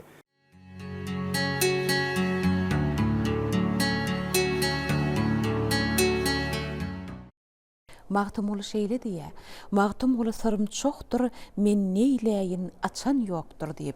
Ine peder ýetkisine sezewar bolandan soň Magtumuly Pragy ine şu goşgusynyň üssü bilen öz akbalyny şol sırly dünýäni açmaklykda öz pederiniň azadyň azlyk edýänligini bize sırly bolan setirlerde ýazypdyr. Onu bolsa Muhammed Nazar aga ine şu makalanyň netijesini bize açyp suwud edip görkezýär. Ine gizliň äärler ýa-da peder sarpata atly söz başy goýulan şu makalada Magtumuly Pragynyň sataşdym atamyň atly ýa-da bilmezmiň atly goşgularyny Pragyň öz atasyny dünýäden diýilen düşünjäni ol öz atasy hakyndaky sırly pikirlerini sohbatçylyk ýolunyň üstü bilen düşündirip ony aramyzda ýaşaýan gizliň äärleriň hataryna goşdy. Ol öz atasyny dünýäden ötdi diýen okda gizliň äärleriň hataryna goşup ony asman giňişliginde ýaşaýan masaryny düşündirýär. Ine halkam diýär şu Muhammed Nazar Anna Muhammedow öz şahyryny edil atasy azady ýaly gizliň äärleriň hataryna goşup sylaýa sarpalaýa diýip Muhammed Nazar Anna Muhammedow şol garaşdyrlyk kazanylanyň soň Magtumula bolan garaýşlary öz iliniň alimlarynyň öwrenmekligi bilen baglanyşykly sähelçe edilen işlere de gowanyp şeýle buýsanjyny beýan edýär. Egerde Muhammed Nazar Anna Muhammedow şu döwürde hormatly prezidentimizin baş tutanlygyna, Bahraman arkadagymyzyň başlangyçlary bilen Magtumuly Pragymy öwrenmekligi diňe döwlet derejesinde däl, halkara dünýä derejesindäki durmuşa geçirilýän işleri görün, eşiden oranna gör ol neneňsi özüni bagtly duýardy. Ben Türkmenistanyň Senatçylar we Telekeçiler Birleşmesiniň Telekeçiler Mekdebiniň baş direktorunun orunmasary Ýazmurat Abdulmuslimew. Ýokary mektepde okuyan ýyllarymyzda Muhammed Nazar Anna Muhammedow bize gadymy türkmen edebiýatyndan hem de Magtumuly we sohbatçylyk atly ýörüýte kursdan tapak berýärdi. Ol fakultetimizde okuyan talipleriň Aglaba köpüsiniň hormatlayan söýül molumdy. Geçen sapaklaryny okutyan leksiýalaryny diýsen gyzyklydy, özüne çekijidi. Hatda talipler kähalatlarda sapaklardan soňra molumyň geçen sapagyny täzirinden çykyp bilmän öz aralarynda jedelleşýärdiler. Köp kitaplaryň sahypalaryny açmaly bolýan pursatlar hem az bolmaýady. Molum okuwda durmuşda özüni alyp barşyda taliplere nuskolyk görüldüdi.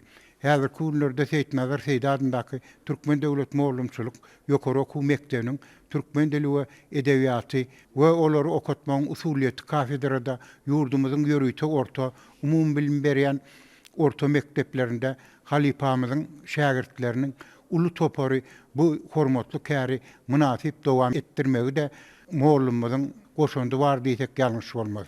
Geçen 20-nji asyryň 80-nji 90-njy ýyllarynda halypamyz bilen institut tamamlandan soňra bir kafedrada bilislemek maňa meýesser etdi. Türkmen edebiyat kafedrasında ol hakyky halypady. Ýaşyňa wezipäňi seretmezden ýürekdeş wepaly dostdy. Halypa durmuşda ýüze çykkan her bir meseleni akyldar şahyrymyz Mahtumul Piragynyň şahyrana dörejildigine ýüzlenip ilik dum edip degerli maslahatlar berip bilýän halypady. Ören giň düşünjeli, ylmy dünýä garaşly Mahtumul şunas alim pedagogdy. Muhammed Nazar mollum uzak ýyllaryň dowamında uly ihlas bilen tutanýarlyk bilen çuňur ylmy derňegler esasında ýerine ýetiren doktorluk dissertasiýasy täze açyşlar bilen beýik akyldar şahyrymyz Mahtumul Piragyň ruhuny şad etdi diýsek hakykatdan daş düşdüğümüz bolmaz. Ýeri gelende aýtsak ýaňa bellek geçdim. Men Halypa mollumyz bilen hem talip bolup hem de bile işleşmek meýesser etdi. Şol elbetde taliplik döwrü biziň mollumlara garaşymyz başka.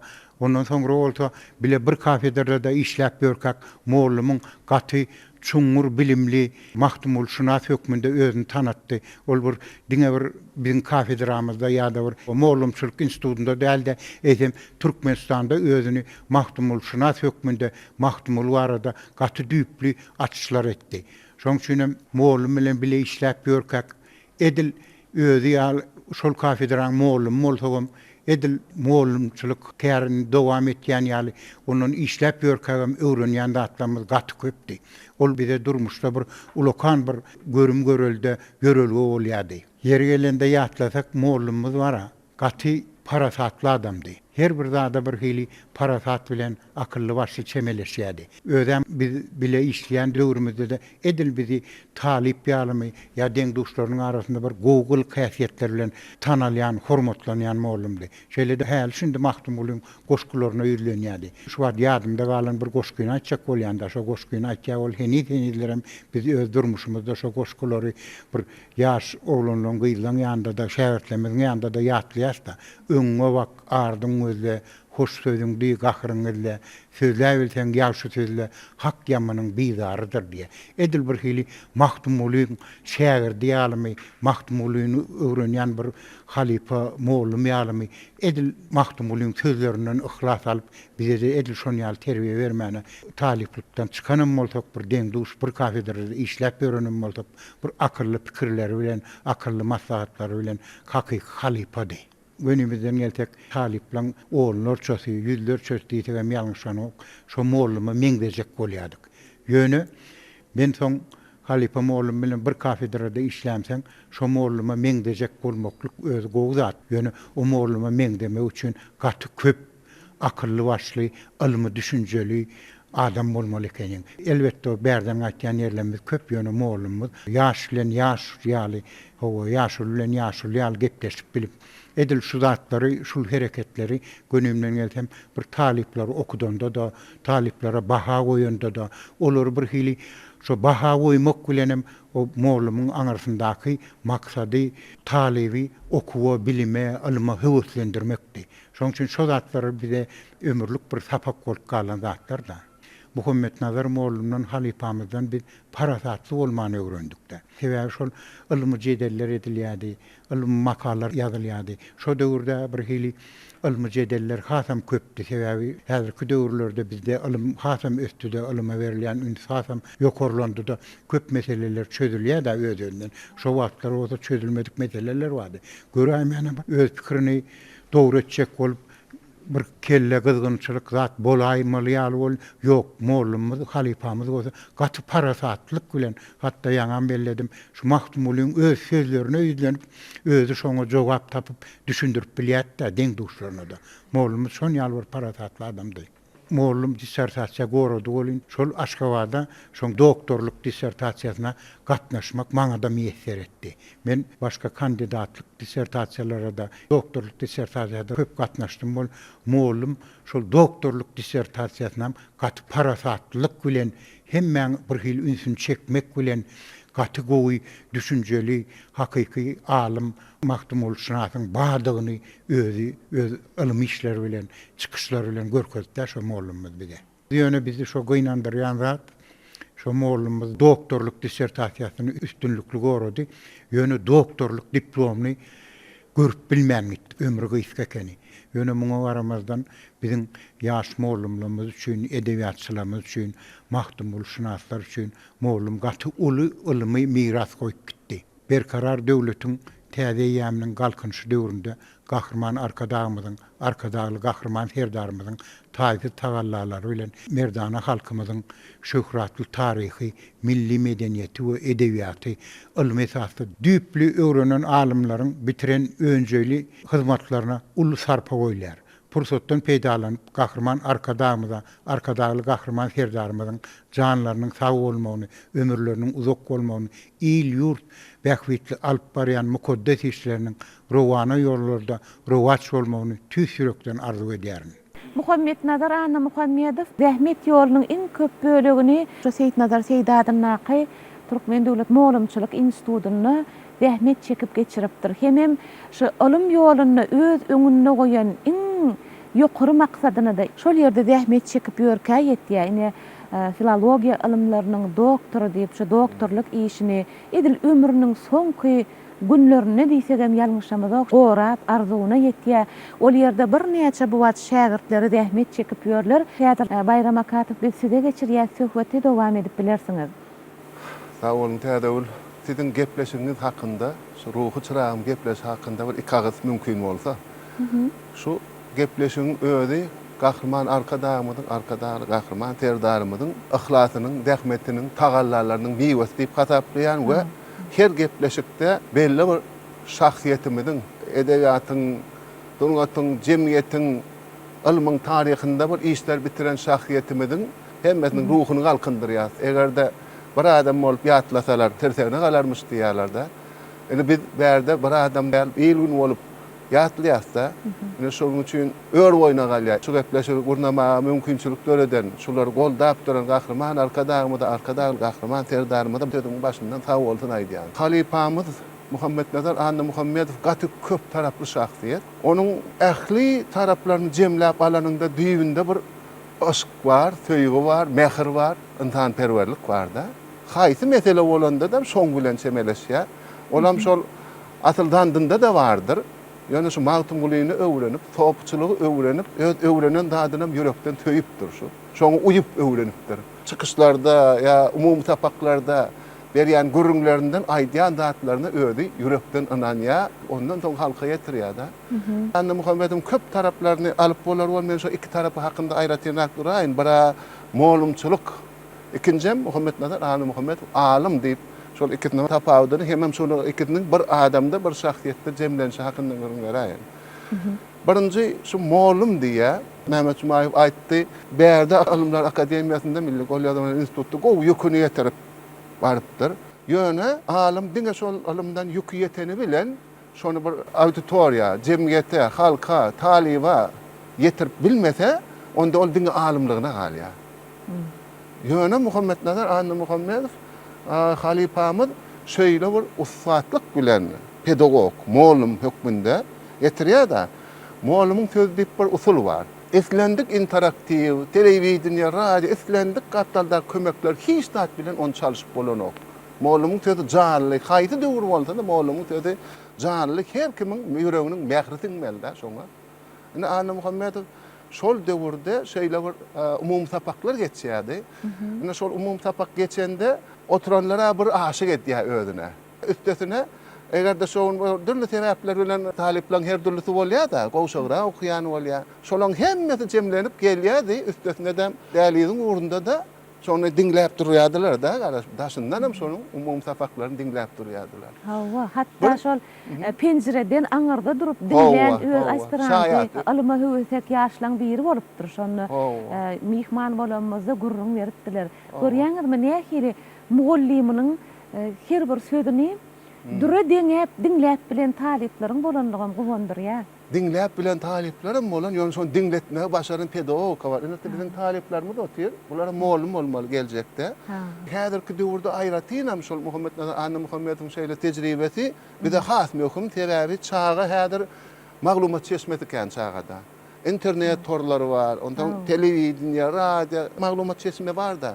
Ene şunda Muhammed Anna Muhammedowyň şol molumçylyk tejribesi bar. Umum tapak, amal tapak geçmeni. Şonu biz şöyle şahsiyetleri öwrenip şolaryň tejribesini paýlaşsak o boljak. Häzirki döwürde bizim institutumuzda pedagogikanyň taryhy barada bir ensiklopediýa taýynlanýar. Ana şonda şöyle şahsiyetleriň, şöyle molumlaryň tejribesini açsak o boljak. Men ýöne guru etmedi ýaly bir tapak geçsinler, bir purtaty görüň beräýin. Aýdaýyn. Zöhre Tahir hakynda görüň berýär. Tahtada derya, ondan Zöhre öýde bilsine görä çekýär, azık ýylgyrýar. Inde elbetde ýudura çekýär da. Toň Tahirdur, ana häzir bu Tahir derýadan gylýar diýär. Ilki bilenem penjegini çykaryp gapdala goýup, ýeňlerini hem çyzgap, hamana bir dahar ýmäge, palaw ýmäge girsen ýaly bir şeýdip başlaýar da. Ondan oturanlar hemmeti şoňa aşyk bolýar şoňa. Gaharlar man ýumşak köýü bilen, mehir bilen düşündirmäge başarýar da. Şular men dinleýäm ka ýa indi towulýam ka diýip ýüzüň ornuna bir sorak berip goýýar ýa, soň başga geçip gitýär da. Bir saçakda 4 ıstınan üstünde 7 nar gördüm, näme diýär? Ünsüni barlak görýär-de. Awa, eýýäm şo taýda sen şeýle bir ýadynda gal ýa. Mehriban adamlar, ustad, mugallim, alimlaryň doktory Muhammed Anna Muhammedowyň ömür ýoluny, döredüçiligini düýüplü çuňur öwreneliň diýip, biz döredüçilik toparymyz bilen Gadym Maru Şahu jahana geldik. Ine Maru vilayet taryhy we ülkäni öwreniş muzeýiniň öňüne birat eglenip, käbir maglumatlary size de ýatladyp, biz ýene de alimy, ustad, mugallimi dünýä beren yerlere tarap yola düşmekçi. Muhammed Anna Muhammedow 1938-nji ýylyň 15-nji iýulynda Maru vilayatynyň Sakarçägi etrabynyň 4-nji Garaýap owasyny Daýhan maşgalatyna dünýä iňýär. Muhammed Anna Muhammedow ilki 7 ýyllyk mektebi tamamlaýar. Ol 7 ýyllyk mektep Maru vilayatynyň Sakarçägi etrabynyň Garaýap owasynaky häzirki 20-nji mektebiň taryhdaky atlandyryşı boýunça Garaýap owasynaky ozurky 32-nji mektepde ol wagtlar 7 ýyllyk mektep döwrüne 7 ýyllyk bilimi şol ýerde alýar. Soňra Muhammed ağa Maru vilayatynyň Maru etrabynaky 13-nji orta mektepde orta bilimi alýar. 1954-nji ýylda Maru vilayatynyň Maru etrabynaky 13-nji orta mektebini üstünlikli tamamlap, häzirki Magtumuladyndaky Türkmen Döwlet Uniwersitetine okuwa barýar. Bilmekligi, öwrenmekligi, ilim ýoluna bolan uly islegi, biletgeliciligi, dünýä garaýşynyň giňligi, köp bilmekligi, magtumuly pragyymyzyň edebi mirasyny öwrenmekligi bolan uly islegi, arzulary Muhammed Anna Muhammedowy ilim ýoluna alyp gelýär. Edip adamlar, häzir biz Muhammed ağaň bilim alan Maru vilayatynyň Maru etrabynaky 13-nji orta mektebine barıp biraz şol ýerde eglenmekçi. Hemem oň nesil nibereleriniň arasyna baryp, şol ýerden hem käbir zatlary size getirmekçi. Muhammed Anna Muhammedowyň hormatyna biz ine şeý okuw otagyna geldik. Biziň bu oturan ýerimiz Maru vilayatynyň Maru etrabynaky 13-nji orta mektep. Ine men söhbetdeşimem Muhammed Anna Muhammedowyň garyndaşlyk boýunça dogan oglansy Ak Muhammed Çapow. Alim Muhammed Anna Muhammedow bilen Ak Muhammed ağa bir sınıpdaş bolup Kutşu mektebiň taryhyny olar bile okapdyrlar. Söhbeti size geçirmezden öňürti biraz şu mektebiň taryhy bilen bagly halkymyza käbir maglumatlar getirmekçi. Şu mektep taryhda 1933-nji ýylda 7 ýyllyk mektep edilip ilk döredilýär. 1950-nji ýylda ol 10 ýyllyk ýani orta bilim berýän mektep edilýär. Şu binan öňkü köni binasyna Ak Muhammed ağa bilen Muhammed Nadar ağa ikisi bile okapdyrlar. Soňun edil häzirki wagtda şu mektebiň köni binasyndan biraz günni gordy, ine şu mektep gurulypdyr. Bu mektebiň guruluşyna 1977-nji ýylda başlanylýa, düýbi tutulýady. 1981-nji, 1982-nji okuw ýylyny ilkinji okuwjylaryny kabul edip işe başlaýar ine şu mektep. Bu mektep bir wada 640 okuwçyny okutmaklyga niýetlenipdir.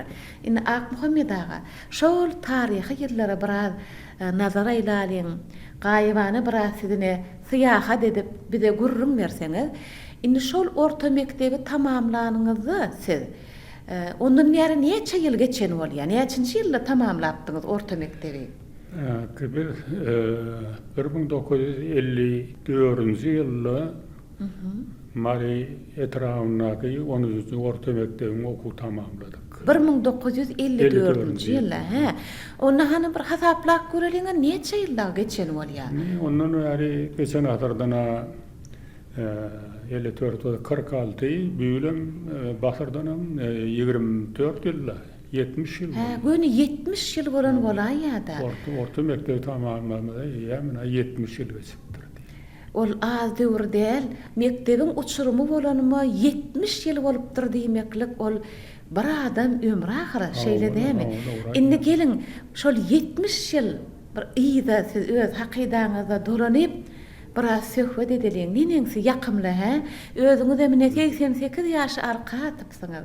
Indi gelin biraz ýatlalyň, synıpdaşlaryňyzy şol 70 ýyldan soň täzeden gelip mektep partasyna oturmaklyk diýilýän nähili size şu wagt duýgular başdan geçirýäňiz? Men tolunýan ýüregimden ýene şol täbi ýangaýda soňra ýaly esli wagt geçen 70 ýyl ýani. Ýöne şol ýaşlyk döwürlüňe ýam gözüňe gelýär, huşuňa gelýär, ýatlaýan şo wagtky ýaş döwürüňi synpdaşlar bilen, deňdoşlar bilen okap başlanmaly.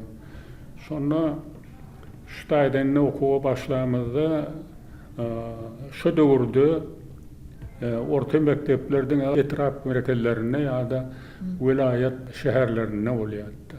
O ýerlerine şu 10-njy orta mektep şu Mary vilayeti boýunça da ýalňyşmam kam diýen men. Ilkinji o ýerine açylan 10-njy orta mektep. Ne şondan şu töwrünnäki owalardanam diňe bir zarp çoğadyny dällip töwrünnäki owalaryň hatta sakarçaga etrafynyň şu döwürdäki şatlyk owazyndanam şutaý gatnaýarlar. Ne şunu ýaly edip okuwçy sanymyz ýeterlikdi. Şu döwürde siýasat alyp barylýardy. Şu gyýyllara da hökmany orta ölüme geçmek barada karar kabul edilipdi de mektepler gurulyp burnasy kalypdy. Şoň üçin gyýyllar hem olanlar hem köpdük sanpamazda. Şol näçe dag bolup okuýardyňyz bir synpda? Bir sınıfta 25 döwür okuwçy bolýardy. A, B, diýip 3 tane uğurdaş sınıpdaşlarymyz bardy, otoglar bardy. Men birinji bilen aýtjaklarym biz bir oş döwrüniň kynçylyklary gördük biz. Ýöne bir de şu sapak bermäge molumlarymyz şutaýda gaty köp ihlas etdiler, diňdirdiler. Şol wagtlarda şu birinji orta mektebiň müdiri taýandyrdy ihtiýarlar. Ana şol soňra bire de şu ilma öz okudýan sapa boýunça. Ondan başga da botanikadan okudan Orazy Nasirowna biologlaryň kandidaty boldy soňundan özüm. Ya da edebiýatdan okudýanlarymyň biri Muhammed Qurban Tegeýew diýerler. Olamana filologyň doktory boldy. Şolar hakykatdan hem bire bir görüllü şu ihlas yürekden ak göwnlük bilen biz okan wagtymyzda ustad moğolumlar öz okudýan okuw dersleri boýunça biz çuňur düşünje bermäge gaty köp ihlas edipdir. Men özüm hem şoňany ulukan alkyşlar aýdýan moğolumlarymı ýatlap 54-nji ýylda 13-nji orta mektebiň 10-njy sınıfyny gotaramyzdan soň şolardan ýokary okuwga girenlerden ýatlasam ana Çary Aşyryw diýen Lukman Salomowyň doktory, professor boldy. Ondan ene Muhammed Nadar Muhammedow filologyň doktory boldy. Men biyolog ilmläriniň kandidaty boldum. Ýene de Tağan Oras diýerdik, ol filosof ilmläriniň kandidaty boldy. Ine size sınıpdaşlaryňyz barada beren sowalymyda siz ilki bilen halipalaryňyz, mugallimleriňiz hakynda aýtmaklygy bir hili ihlas etdiňizde şolardan başladyňyz söhbeti. Sebäbi mugallimiň çeken zähmeti bilen neslin okuwçynyň, şägirdiň geljegi kesgitlenýär. Ine şu mektepde şeýle buýsanyp aýtdyňyz, ilmlaryň doktorlary, ilmlaryň kandidatlary diýilýän derejä ýeten okuwçylary şu mektebiň mugallimleri bilim beripdirler. Hakykatdan şeýle. Nähili bagtyar edýär şu zatlar adamy buýsandyrýar. Men hem şu ödüm agronomçylyk günärini gutoranam boldum. Önümçükde de işledim. Men 59-60-njy ýyllar soň ödüm mende de ilymy höwüsdörä aspirantura ýermek üçin aşgaýda gidip şol urdan 64-nji ýylda Türkmenistan Ilmi Akademiýasynyň Batanky tudunyna genetika hünäri boýunça günlükli okuwny aspirantura ýerdim. 68-nji ýylyň 15-nji maýynda da biologiýanyň kandidaty dissertasiýalarym boradym. Edadan men öwrenenüm şu goçanyň alamatlarynyň esle geçiriligi hem feski usullary öwrendim. Nesillerimiz üçin görellilik, zähmet ýoruňyz bar ekeni. Muhammed ağa, indi gelin biraz Muhammed Nazar Ana Muhammedow ýatlalyň. Ine sınıpdaşyňyz aýdaly, ine şu sınıp otagy. Haýsy hatarda oturýardy? Hani şu Muhammed Nazar bilen bir sınıpda okuduk biz. Partadaşım bolup oturdum ben. Şeýlemi? Nerede oturýardy? Muhammed Nazar şu oturamızda ikinci hatarda şu oturup ýerimiz ýaly. Molumdan başlamızda ikinci hatarda partada bile oturduk diýeni. Eýdi Muhammed Nazar şu döwürlerde de okudy da ýökdedi, ünüslüdi, bilimede almady, höwesi güýçlüdi. O atlarda häzirki ýaly bir okuw tejribe ozoluklara mektebiň ýanlaryna ýok diýeni aldy. Ýöne o ýerine bolansoň biz ekrançylygy da ýygydan hem gidýärdik, görkezýärdiler, şutaýdan şu oturan darpçyk aýgan birleşigimiz şu döwürlerde de gaty öňdäki görelleri hozolukdy da. Bir de ilymy bilimi höwüsdireden muallimlerimizden mıda üçin edebiýatdan bize bir Faya Mehmedowa diýip muallimimiz bardy. Şol türkmen nusgawy şahyrlaryndan muallim nefesiň goşularyny ýat tutturup gaýtaladyp bir de öwredişim men şuňky ýaly ýanynda da. Şeýlemi? Mıda üçin şol indi ýatlasak şu istep gözeli ardyp molny beren goşutu wada şonu okudyp häzirem ýatynda galan gençler wada istep gözeli ýary gördüm ki salamatdyr baş goýdum aýagyna turdydyne halatdyr turdum diýdim ardym bar ardy ile adalatdyr diýdim saňa aşyk men goý diýdi gawagatdyr diýip ne şunu ýaly bir höwüsdörüp bir ýat tutturýardy bir hakykatdan hem çağalan öňüne şol käbir ýagdaýlarda mollum görelli görkezip şo ýatdy berkitip talap ediberdi ki şonça da höwede edýär. Şo döwürlerde belki Muhammed Nazarda has edebiýaty bolady, artan bolmagy bolmagy mümkin. Muhammed Nazar ağa nähili haýsy sapakdan has ökdedi? Men ene dilinden atdan onu ýaly ökdedi, dogryma edeýin ene. Men ýaşlykdan şu Batanykany has goýarym. Ene onu Muhammed Nazarda şol santda mektepde okuyan görmede amma goý odan çepbeler onu ödüp hat ýalsa keşte çeken aldy. Edebiýatym goýardy beýleklerin. Umumyň has edebiýata, dil edebiýata ýakyn ýokdy. Şonu ýaly Muhammed Nazar şoluň täsiri ýetendir diýip giredýänler men ýanymda. Muallimleriň täsiri ýetendir. Nusgawy edebiýatyna we goşgalaryň täsiri ýetendir diýäňiz. Ýa-da okuw turamyzdan şol ýöne 54-nji ýyldan okuwdy Muhammed Nazar Ýankaýysmary Türkmen Döwlet Üniversitetine okuýardy. Ýene bir ýylda okutordyk. Muhammed Nazar okutorandan soň bir ýyl ýaly şu mektebine muallim bolup edebiýatdan, esasan edebiýatdan okutdy. Hawa muallim bolup ýene öz orta bilimi alyp tamamlap giden mektebine täzeden ýokary bilim alandan soň gelip muallimçiligim edi. Hawa başladı. Ine şu saralan hem könelen emma heme öz nesiller üçin hem bütün halkymyz üçin almy jemgyýetçilik üçin muallimlaň durmuşyna da has täsirli ýer goýup biljek ine şu gidecek okuwçy depderi we Muhammed Nazar agaň haçanna Magtumuladyn Türkmen Döwlet Uniwersitetini tamamlap gelenden soň öz owasyny orta bilim alyp giden Mary vilayatynyň Mary etrawyna 10-njy orta mektepde ilkinji zähmet ýoluna başlan ýerinde okuwçylary okatmak üçin tutan inhäşi depder ekeni. Şu depderi açıp görýän bolyn ine öz elleri bilen daşyna kime degişledigini beýan edýän gol ýazmasam bar. Onuň şu depderiň sahypalaryny açyp sahaplak görende her bir sapakda okuwçylara näme sapak geçmelidigi, sapagyň iýdigiderligi bilen baglanşykly temalaryň atlary, hatda gadyrly okuwçylar diýip okuwçylara ýüzlenmekligiň jümlelerim şu kitabyň sahypalaryna berilipdir. Bu bolsa alymyň, ýagny ussat muallimiň juda durmuşda tertipli ýaşamaklyga çemeleşenligini, ol diňe geyinmek bawatyna dälle, okuwçylary okatmaklygyň meýilnamasyny ýazanna da, hat ýazanna ine şeýdip işini berçä etmekde de tertipliligi, timarlygy üns berenligini suwut edýär ine sahypalar seredin. Özüm Muhammed Nazar agaň dogrudan mine şägirtleri kän aýtdylar da şeýle bir owodun haty bardy diýip ine ýaňy bir taliplik ýyllaryny tamamlap gelip ilkinji iş ýoluna başlanyny tutan depderşi şol ýyl bilýäňizmi näçinji ýyl bolýar? Ol 1959-njy ýyllaryň görrüňi däne ýazylan hatlary şi. Şondan bäri görýän üstünden näçe ýyllar geçipdir. Emma şi depderini Muhammed Nazar aga ilkinji işe başlan şol talipligi tamamlap gelip muallim bolup öz okap giden mektebinde işe başlany ilkinji tutan depderini ol ýitirmän saklapdyr. Şoň özü bar biz üçin uly görelle diýip düşünýän. Mary etrap 10-njy orta mektebiniň 6-njy synpyny enedil we edebi okuw sapagynyň plany diýär-de meýilnamasy ýerlerinden anha Muhammed Nazar Anna Muhammedow diýip öz elleri bilen özüm şeýle owodan edip ýazan ekeni.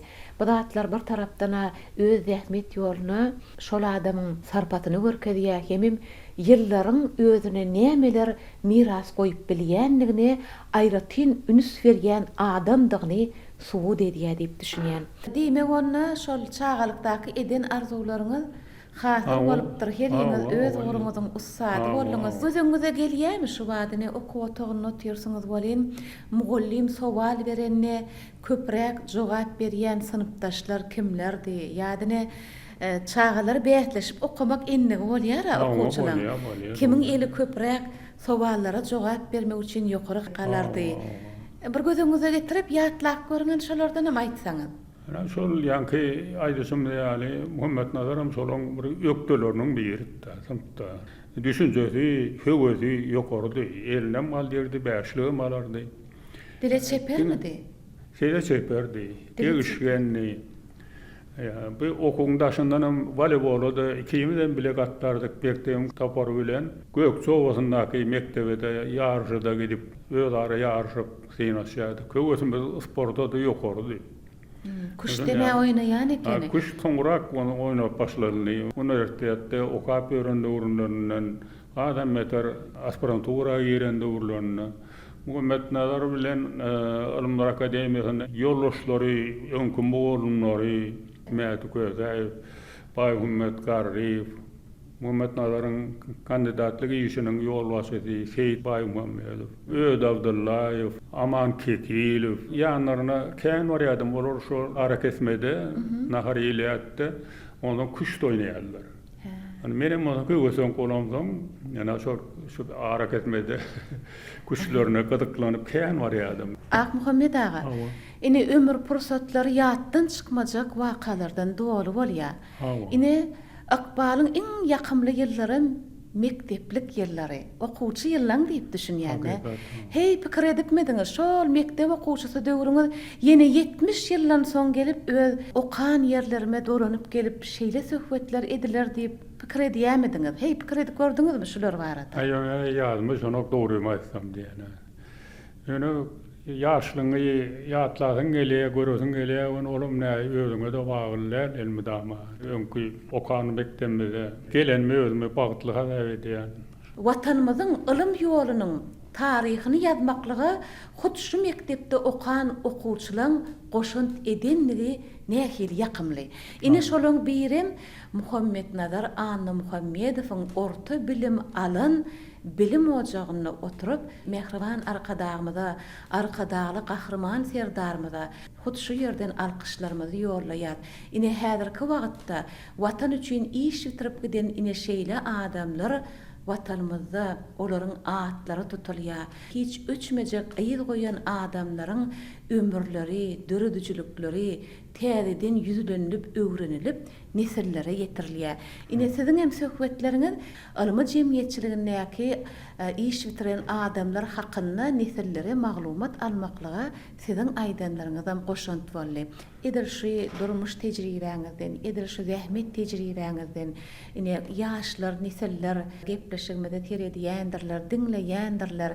Nähili maslahatlar berersiňiz? Durmuş özgörýär, gowy tarapy özgörýär. Ilmi özüşüm dünýä boýunça da galýar. Biziň ýurdumyzda da gahrman arkadagy gahrman serdarmyzyň ýolbaşçylygyna, bilime, ilyma, saglygy saklaşy, umma köp uğurlar boýunça uly sunuklar kazanyldy. Olardan uly wezifeleri öňümizde goýuldy, maksat goýýar. Şol orada da rahmetse gelip yerine ýetirilip alınıp barylýar. Türkmen dilini bilmeklik yeterlik değil. Rus dilini, İngiliz dilini moňat bilmeli. Benim dostlukly döwletlerle gatnaşygymyz gitdigçe berkiýe, soňlaşýar. Dünýä çykylýar. O dünýä çykylýar. Oňdaşyndan kompýuter sowgatly kökman gerek. Elbetde çağa ýaşlygyndan bir tebii zihin aýratyn berilýär. Şonu ilki ezeti hakykati bilmeler öýden.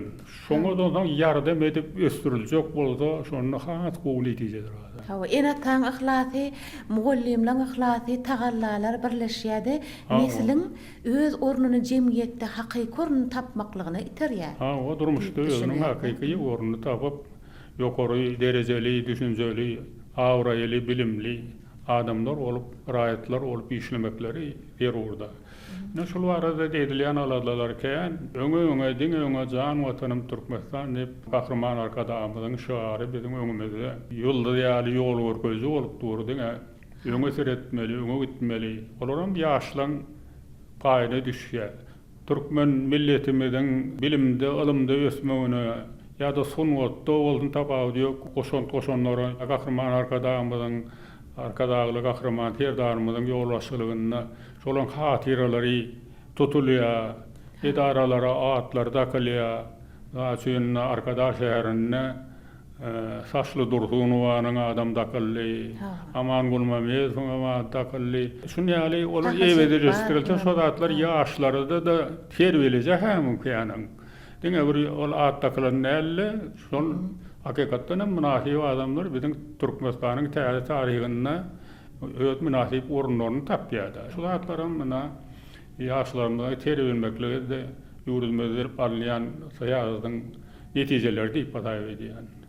Şeýlelikde de şol atlara erkana, ýaşap, işläp, çağalary terbiýelep ýetişdirip, her kimiň goşunduny sarpylap, şertleri döredýän üçin gahrman arkadagymyza, gahrman arkadagy serdarmyza sag bolsunmyza ideýär. Janlary sag bolsun, ömürleri uzak bolsun. Halk barada, döwletimiz barada edýän uly aradalary geljekde de rawaşlandan. Aýdanlaryňyz bolsun. Köp sag bolun beren gurrunlaryňyz üçin bize de şeýle ýakymly boldy.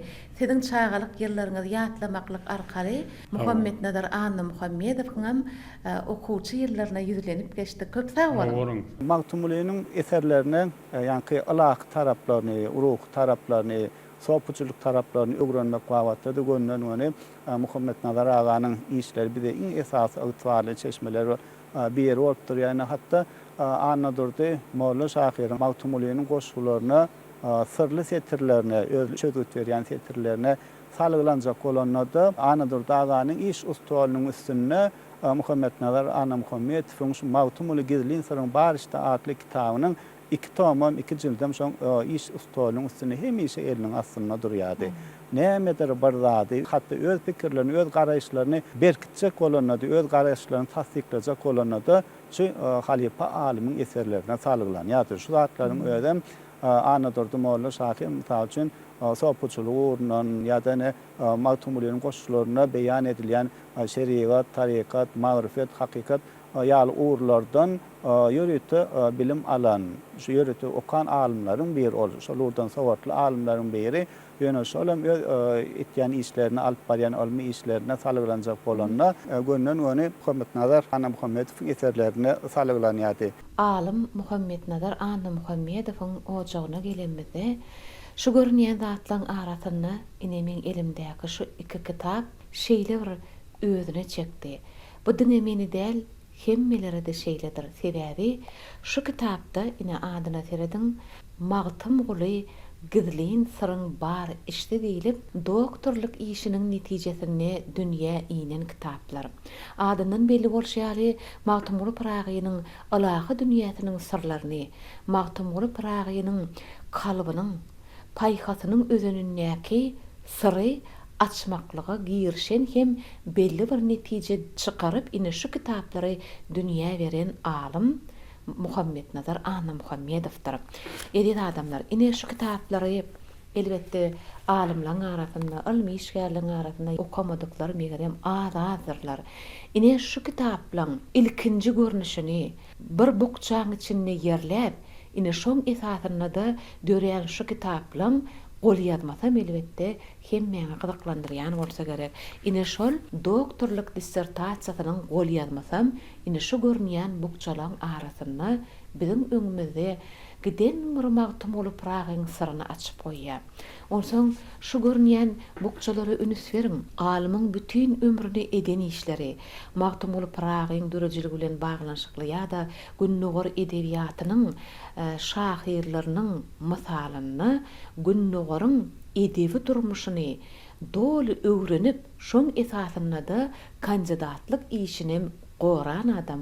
Ine şolaňyň gol ýazmalary, ine edilen işleň hemmesini alim özü ýaşap ýörke, mugallim özüne şeý dip jemläp bukçalarda ýagnapdyr ekeni. Onsoň pikir edýän, inne alimyň edeni işlerini öwrenip, şol esasynda ilim işi ýöretmeklik üçin, alimyň sırly dünýäsine aralaşyp bilmeklik üçin ýene de zähmet söýür, juda taplanan, zihinli, başarjan, ukyply alimyň gerekdigi bolýan öz-özünden düşnükli.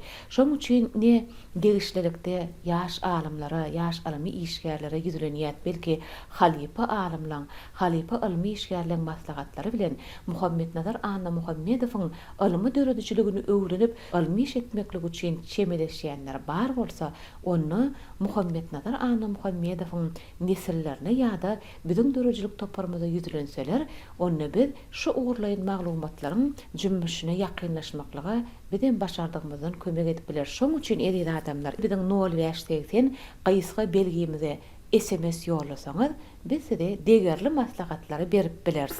Ne ikinci var aýratyn belläp geçesmeýän zatlaryň biri alymyň şu eseriniň içinde, ýani Mawtym gulynyň sopuçuluk taglimaty hakynda, sopuçuluk alaky iş hakyndaky garaýşlary şol döwürde, alimň ýaşan döwrüne dogrudan hem edil şol ura degişli çeşmeler gatwar köpendäl.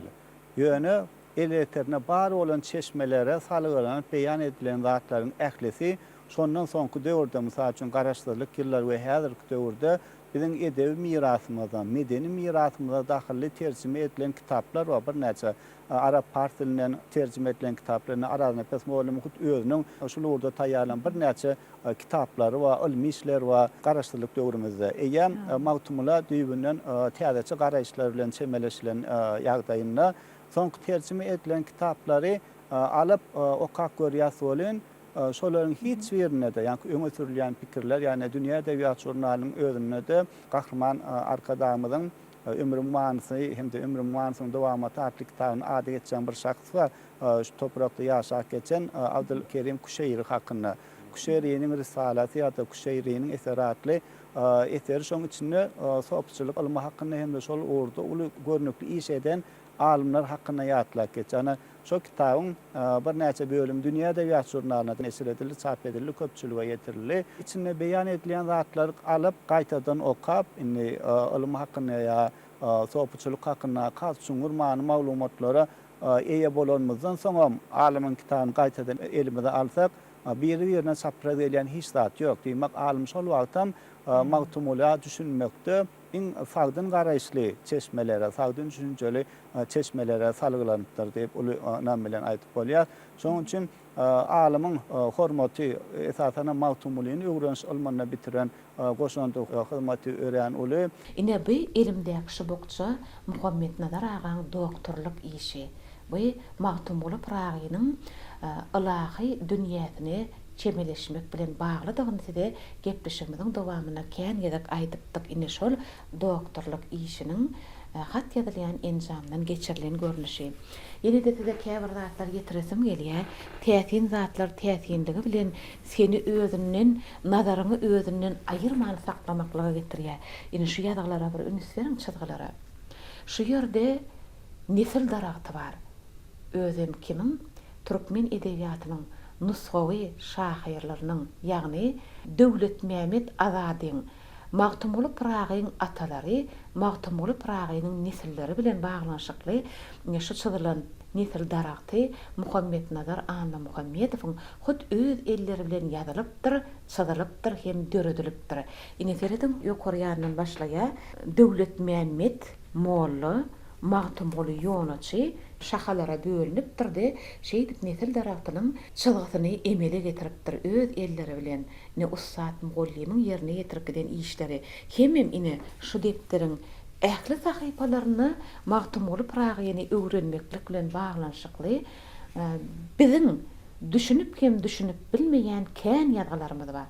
Şoň üçin almy jemgyýetçiligiň wekillerine ýene ýüzlenýär gelseler, öwrenseler Muhammed Nazar agaň edebi mirasynyň çeşmeleriniň esasyna ýene-de bir täze kandidatlyk hem doktorluk işleriniň dörejekdigini biz çyn ýürekden ynanýas. Mehriban adamlar, inha Ussat Muallim, Türkmenistanyň ilim we tehnika baradaky döwlet bayragynyň eýesi, filologiýa ilimleriniň doktory Muhammed Nazar Anna Muhammedowyň ömür ýollaryny izlap, halipanyň hormatyny biz oň nesilleriniň arasyna geldik. Ine şu taçan maşynyna oturanlar Muhammed Nazar Anna Muhammedowyň gyzlaryndan, inha gelinlerinden bar, agtyklaryndan, çoğuluklarından ine halipanyň hormatyna şu döwletli saçagyň başyna ýygnanyşypdyrlar. Häzir käbir söhbetleri şu saçak başyna oturup size ýetirmekçi.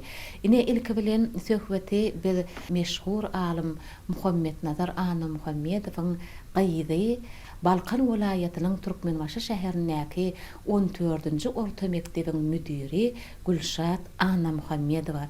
Ine biz size ýüzlenýär hormat bilen bizim watanymyzda watan üçin iş bitirenleriň hatyrasy belentden tutulýar.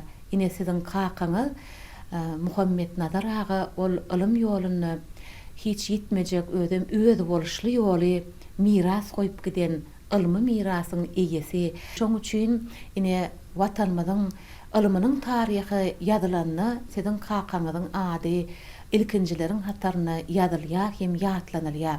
Ine size käbir sowallarymyz bar. Ilki bilen aýdaýsaňyz Muhammed Nazar agaň bir maşgalada näçe perzenni bardy?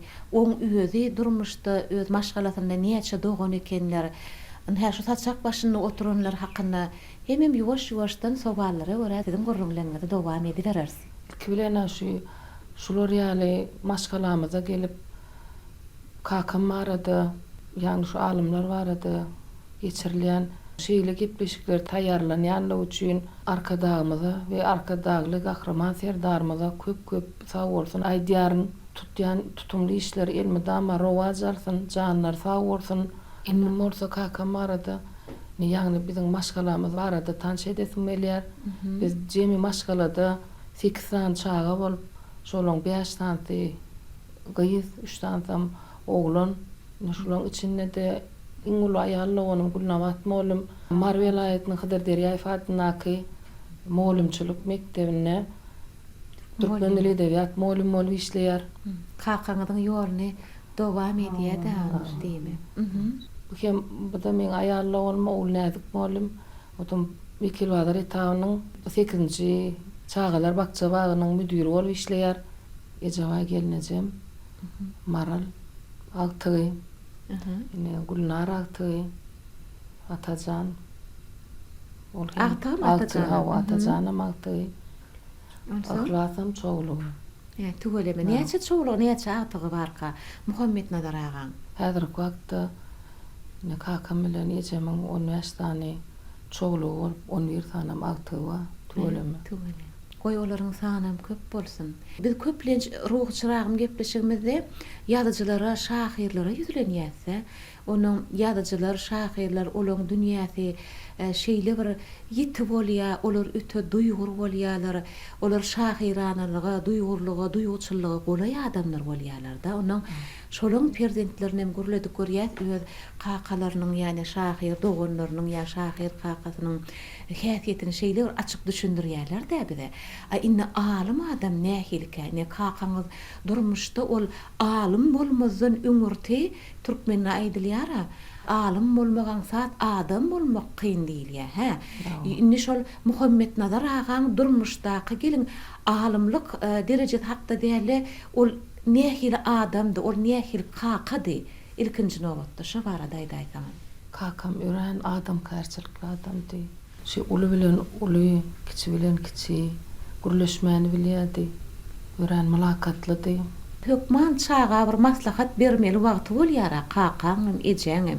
Şoň ýaly ýagdaýlarda nähil ýa-da çağalarda çağa garagollugy hökman bolýar. Şolar ýaly ýagdaýlarda kakaňyz nähili serederdi, ýani hem diýerdi öz çağalaryna. Ýaly ýagdaýlarda esasanam biz öz pikirimizi ejeň bilen aýdyp berýärdik. Hiç açanam kakama ýüzlenip, çekinip aýdyp bilen doktukda. Näme aýtsagam şu eje mena bir yer gitjek bolsam kakama aýdyp beräý. Nähili goý berermi ka ýa goý bermezmi ka diýip şu ejem bilen aýdýardyk da. Talapkärdimi kakaňyz? Ören talapkärdi. Okamak meselesini ine öýde gatykän okamakly gowurupdyr-da. Kakaňyz onuň gözüňize gelýärmi öýde ýaz boly diýen pursatlary, haçan ýazardy köpräk ýa kimleri bilen gatnaşardy? Kimler oň ýanyna gelerdi, edilýän söhbetler näme hakynda bolardy? Üýümüz Elmydama myhmanlydy, Elmydama alimler gelerdi. Myhman söýerdi özi. Onuň Elmydama şu öz ýürüti otagy bardy. Şu otagyň çyrasyndan häzir görýäňiz, otagda da başyň gül çyrajygy Elmydama aýnaň aşagyna ýanyp durýardy. Nesilleri belläp geçdiler, kakamyň mydama iş stolunyň üstüne gül çyrasy bolardy diýipde. Ine şu çyra Muhammed Nadar agaň bütün ömrüne iş stolunyna goýup ulanan çyrasy. Onsoň şeýle kän işler edip giden adama, ylmy miras goýup giden adam hakynda kän pikir ýöredesiň gelýär. Ine şu setirlere ýagtylyk salan çyraşy. Şu setirleriň döremegine Muhammed Nadar agaň görüşlerine goşunt bolan çyraşy. Şoň üçin şu ýerde görnýän zatlaryň hiç birine adam bipark seredesiň gelenok. Biz howluda şu o jaýdan bu jaýa geçsek golamazda kakam şu hatda oturan bolsa aýagymyzyň uçuna ýürep çyk geçýärdik da şoňa hiç ýyly päsgil bermejek bolup ýürýärdik da şu howlyň içinde de ören terasaply hayal ýürep çyk geçýärdik şol iş eden. O kakaňyz sizden şonu talap ederdimi ýa ejeňiz onu size düşündürerdimi? Kakaňyzyň alim adamdygyny ýa-da kakaňyzdan çekinerdingizmi? Agyr adamdymy? Ýok. Onu var ejem düşünürdi. Kakaň hatda diýär ýoşrak goluň diýip şu ejem şeýdip bize maslahat berýärdi. Onuň şeýdip bizem şu kakam hatda diýär diýip şonu ýaly ýürek geçip gitýärdik da. Çağalaň aňyny şol terbiýelenýän bolmaly, Olu çağdan kiçäge geçip gelýär. Ýa-da ka ören dikkatli serasap çemeleşmeligini. Ine bir muallimlaryň biri gurrun berdi.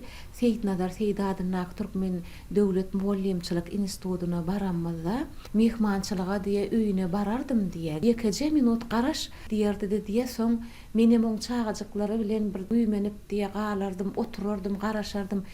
2 sagatlap diýe şu hat ýazylýan enjamda ýazyp oturardy şol maňa 1 minut garaş diýen adam diýe aňardan alham gelenne, pikir gelenne şu 2 sagatlap hat ýazylýan enjamyň başyny oturýardy soň "Uy, sen ýenidem garaşýadymmy? Bagyşla" diýip diýe şol gelerdi bolýan ine şo derejede diýär ýazmaklyga bir girşenden soň hemme zady nazaryndan, ünsünden aýryp diňe işlemeklige oturýan eken näşeýdip. Soň öýden el kakaňyda şol ýazmak işine kömekleşýän gaýlaryndan barmydy? O şu esas şonda aýna kömekleşýär. Onuň öý işlerini, şu öýüň işlerini edemizde birden aýna ýüzlenýär da aýna gel ana bir pikir geldi.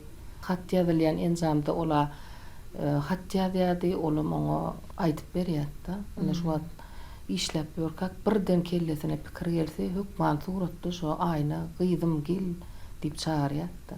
Onda aýna gyýdym gel diýenden başga hyzmat üçin näle gönnen görüşe ýazmaly bir zat diýip çağalaryn düşünýändirler ha şoňa gyýlara. Emma aýna soň durmuşa çykyp giden soň saçak başyna oturan orada kellesine bir pikir gelse geleni bir taşyndan aňýardyk da we birden saçak başyndan turup şu öýç aýna gidip ýazmaga gidýär. Ha, o ýazmaga gidýär. Kakaňyz magtum bolup Pragyň dünýäsini öwrenmeklige çalışypdyr. Ol belli bir derejede öwrenen alim.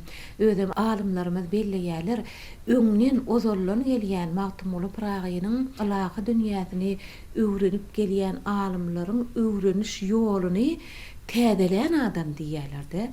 Indi magtum boluny öwrenýän kakaňyz barda. Sizini maşgalady. Magtum bolup Pragyň dürejiligi bilen bagly gurrunlar berermidi?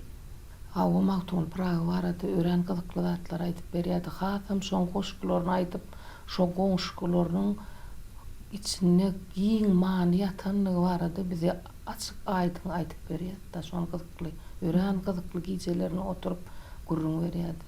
Mesel gaýdylar töwelem köpçüligi ekeniňizde, beş gaýda ekeniňiz. Onuň beş düşe ejeňiziň ýanyna kömekçi bolansyňyz. Kakaňyz nahar saýlaýarmydy? Ýok, nahar saýlanokdy, hatda bara din şunlary kakam palo huşup berýärdi bize. Bize arasyçylyk işlerle meşgullanýardyk. Kakam hemmemize käwatlar kakam palo huşup berýärdi bize. Ana şu ýadyma düşýär.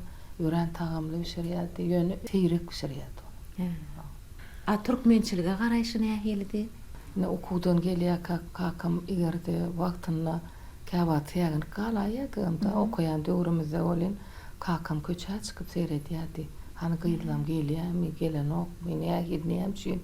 Eglennik diýip onuň gelem soň soraýardy gyýdym.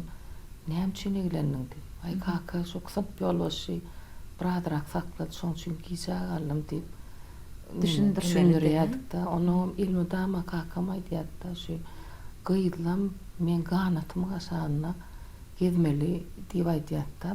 Bir ýer gitjegem bolsaň şol kän bir goý berede gelenok. Öýderek bolanyny görýänlerde gyýdlarynyň. Ol hemişe aňardan bir gelýän ýoly görýärdi şonýaly gyýdy maşgala okuwna gidip gelip işimi ýa-da işine gidip gelip onuň öýderek bolany gowurlýardy türkmenne. Şoň üçin kakaňyzam şo ýollary öz çağalarynyň arasyna bir berjaý edenni gowuran bolmaly. Onsoň ömür kellesi pikirli bolansoň onu çağalyň terbiýesinden hem sowa galmaýyn diýip öýderek bolanyňyz gowurýan bolmaly. Indi siz näme hilip pikir edýäňiz? Şu kakaňyzyň alim bolup çykmagyna ejeňiziň orny barmydyr? Şu öýe bir gelýän alimlaryň biri edipdi da, şu ýadymda gatdy da. Homo kaka diýerdi, şu doktorluk dissertasiýanyň gowranyňyzda diýerdi, şoň bir 20 götürmi gelnejemiň hyzmaty diýip aýdýardy da şoňa. Şu ejem ilmi dama şoň hyzmatyna diýip. Çaýy, suwy, nahary wagtly gapydan girenne ýam şu ejem duýýardy. Hyzmatyna da. Ejeňiz öýde öý hojalykçymydy? Ha, öý hojalykçy işlänokdy. Okamany gowurarmydy ejeňiz? Kakam şo örenken mawtumul barada, goşgular barada ören köp aýdardy. Ejemem şonu bilen mäme bilelikde şonu dinlerdik. Ejem şo hatda şo goşgularynyň köpsini ýatdan hem bilýärdi. Şo mazmunyny, manysyny. Diýmek onu ejeňizem goşgulara düşünýä diýmekligiň özi mawtumly praga sarpa goýup bilýär diýmekligi aňlady ýa-da mawtumly pragaýmyda kakaňyz aýratyn sarpa goýan üçin onu öwrenmäge çalışypdyr. Ejeňizem näme mawtumly pragaň düredijiligini söýenligi üçin onu ýat tutýan bolmaly. Birege düşünşilmese, birege gollanylmasa onu iş ýarym galýa diýip düşünýän. Maşgalada, ejede, kakada, çagalarym hemmeler şu bir maksadyň daşyna onu düşünüp äden ýagdaýyny adam şolar ýaly beýikliklere, belentliklere ýetip bilýär diýip düşünýän. Ine kakaňyz maksadyna ýetipdir, ilmlaryň doktory bolypdyr. Indi siz körpe mennidiňiz, ýani gurrunňyzy körpe çaga ojakda aýratyn bir orun berilýän ýaly. Körpe çaga hemmeler söýgü bilen seredip, şoňa köp ünüs berilýän ýaly. Kakaňyzyň garaýşy size nähili diýär? Hemme çagalaryny deň tutardymy? O kakam meni gatwa görürdi. Körpem diýip ýüzlenirdi maňa. Onu mara käwa şeýle saçak başynda kakam şey diýerdi. Şeýle mawtumulyny gowurup şeýle on ähli goşgularynyň içindäki manilaryny şeýle açyk düşündirmäge çalışýardy. Ýöne käwa şey diýerdi.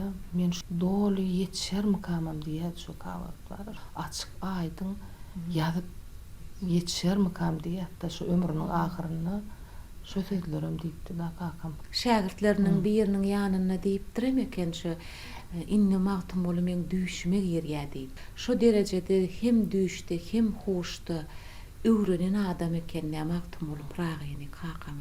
Ýene bir zat aýdasym gelýär. Şu maşgalada her birimize kakam öz adymyzdan daşary söýgülep ýüzlenýärdi. Men ýene bir gezek şular ýaly kakamyň eden işlerini ýatlap, şeýle gepleşikleri taýarlama mümkinçilik berenligi üçin gahrman arkadagly serdarymyza köp sag bolsun aýdýan, tutýan tutumly işleri rowaj alsyn, janlar sag bolsun, ömürleri uzak bolsun. Sag bolun Gülşat, eden arzularyňyz hasyl bolsun. Ine şu wagt siz bilen tanyşyp araňyzda otyern bolyn, köpüňiz bilim ýoluna, ilm ýoluna ykbalyňyzy baglapsyňyz ine. Gaýdogonlaňyzam, bu gelinlerim, bu aktyklaň arasynda delbetde bardyr. Kakaňyzyň ýoluny diýmek dowam edýäňiz diýip düşünýän. Siz özüňiz hem muallym, köp sag bolun işleriňizde üstünlükler hemraňyz bolsun.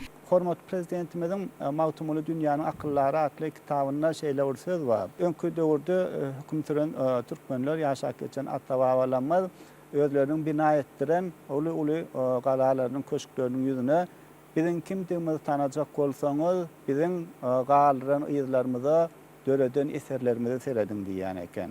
Doğrusu men özüm Muhammed Nazar aga bilen salanmaşyp ýa gawatlaşyp görmek meýser etmedi. Men diňe onuň ýankaly halipa alimlaryň beren gurrunlar esasyny hemde ýazan kitaplary esasyna tanaýan alimim. Hormat prezidentimizin şol sözlerinden ugur alsak mysal üçin bizim kimdigimizi tanajak bolsaňyz galyran ýyzlarymyza döreden eserlerimizi seredin diýen sözlerine ugur alsak, ine bizim öňümizde görýän şu ilmi maglumatlarymyz Muhammed Nazar aganyň ne derejede uly alim bolanlygyny suwut etýär. Şu eserler, şu galyrylan edebi ilmi miras alymyň mertebesini hem alymyň beýikligini hem açyk görkezýär. Şonuň üçin biz öz işimizde de ýanky tercüme işimizde de ýa-da mawtumuly hakynda ýazýan makalamyzda da şunun ýaly alimlaryň işine hormat bilen garaýas dowam etýär. Hawa bir sözüňizde aýratyn üns çekesim gelýär.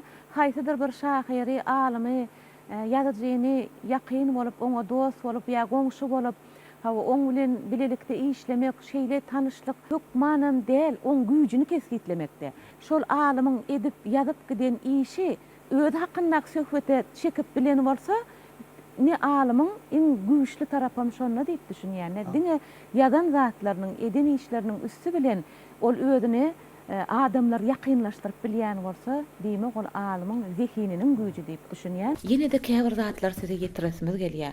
İnsan ömründe en çama arzular edýär. şol arzuwlaryň köpüsi bilim almak, hünärli bolmak, hemem şol ykbalyna baglan zähmet ýoluny belli bir derejelere ýetip üstünlükler gazanmak, ýeňiş gazanmak bilen baglanşykly. Mysal üçin onuň okumaklygy, ýokary bilim almaklyga bolan hewesi häzirki Magtymuladyň Türkmen Döwlet Uniwersitetine alyp barýar ine. Okap, tamamlap, arzuwuna ýetip ine alan diplomy ine şu resminamalaryň arasynda bar eken. Bu edilen arzuwlaryň käsine adam ýetýär. Käsine kimseler ýetip bilenok ýöne akbaryň beren iň serpaýly ömür pursatlarynyň biri diýip bir hasap edýär. Ýokary bilim alyp ine diplom almak. Ine bu diplom Muhammed Anna Muhammedowa ýene-de ilyma sary geljegi gönükmegine uly itergi beren resminamalaryň biridir şe. Ine ýene-de elimde Ussat Mugallimyň ilm ýoluna gazanan üstünlikleriniň ýene-de berini sowut edýän döwlet syýlaklarynyň biri Türkmenistanyň ilm we tehnika baradaky döwlet bayragynyň eýesi bolany şoňa kepil geçýän ine resminama da berilen ekeni şol döwlet bayragynyň eýesi digini aňladýan diplom. Ine ýene-de doçent bolany berilen resminama ekeni. Ine şu ýerde ýene-de käbir zatlar bar. Ine iň esasy akbalynyň soňky ýyllaryna öňüne goýan iň uly arzuly menzili, arzuly maksady ilmiň pellahanasyna ýetip özüne berilen inäşi resminama, ilmlaryň doktory diýilen resminama. Muhammed Anna Muhammedow ol hatda ömrüniň soňky günlerine çenli şol netijäni görmek hakyndaky arzuwlary bilen ýaşap ýörke ine şu kepil geçýän resminama hakynda käbir şagirdleriniň ýanynda da aýdan ekeni. Ine şol aýdyp emma görüp bilmeýän, ýetişmeýän ýöne netijesi hakynda habar eşitip giden ine şu kän garaşan şu hatym inni iş stoluna nesilleri tarapyndan buýsanylyp hem gorunlyp saklanylýan resminama eken.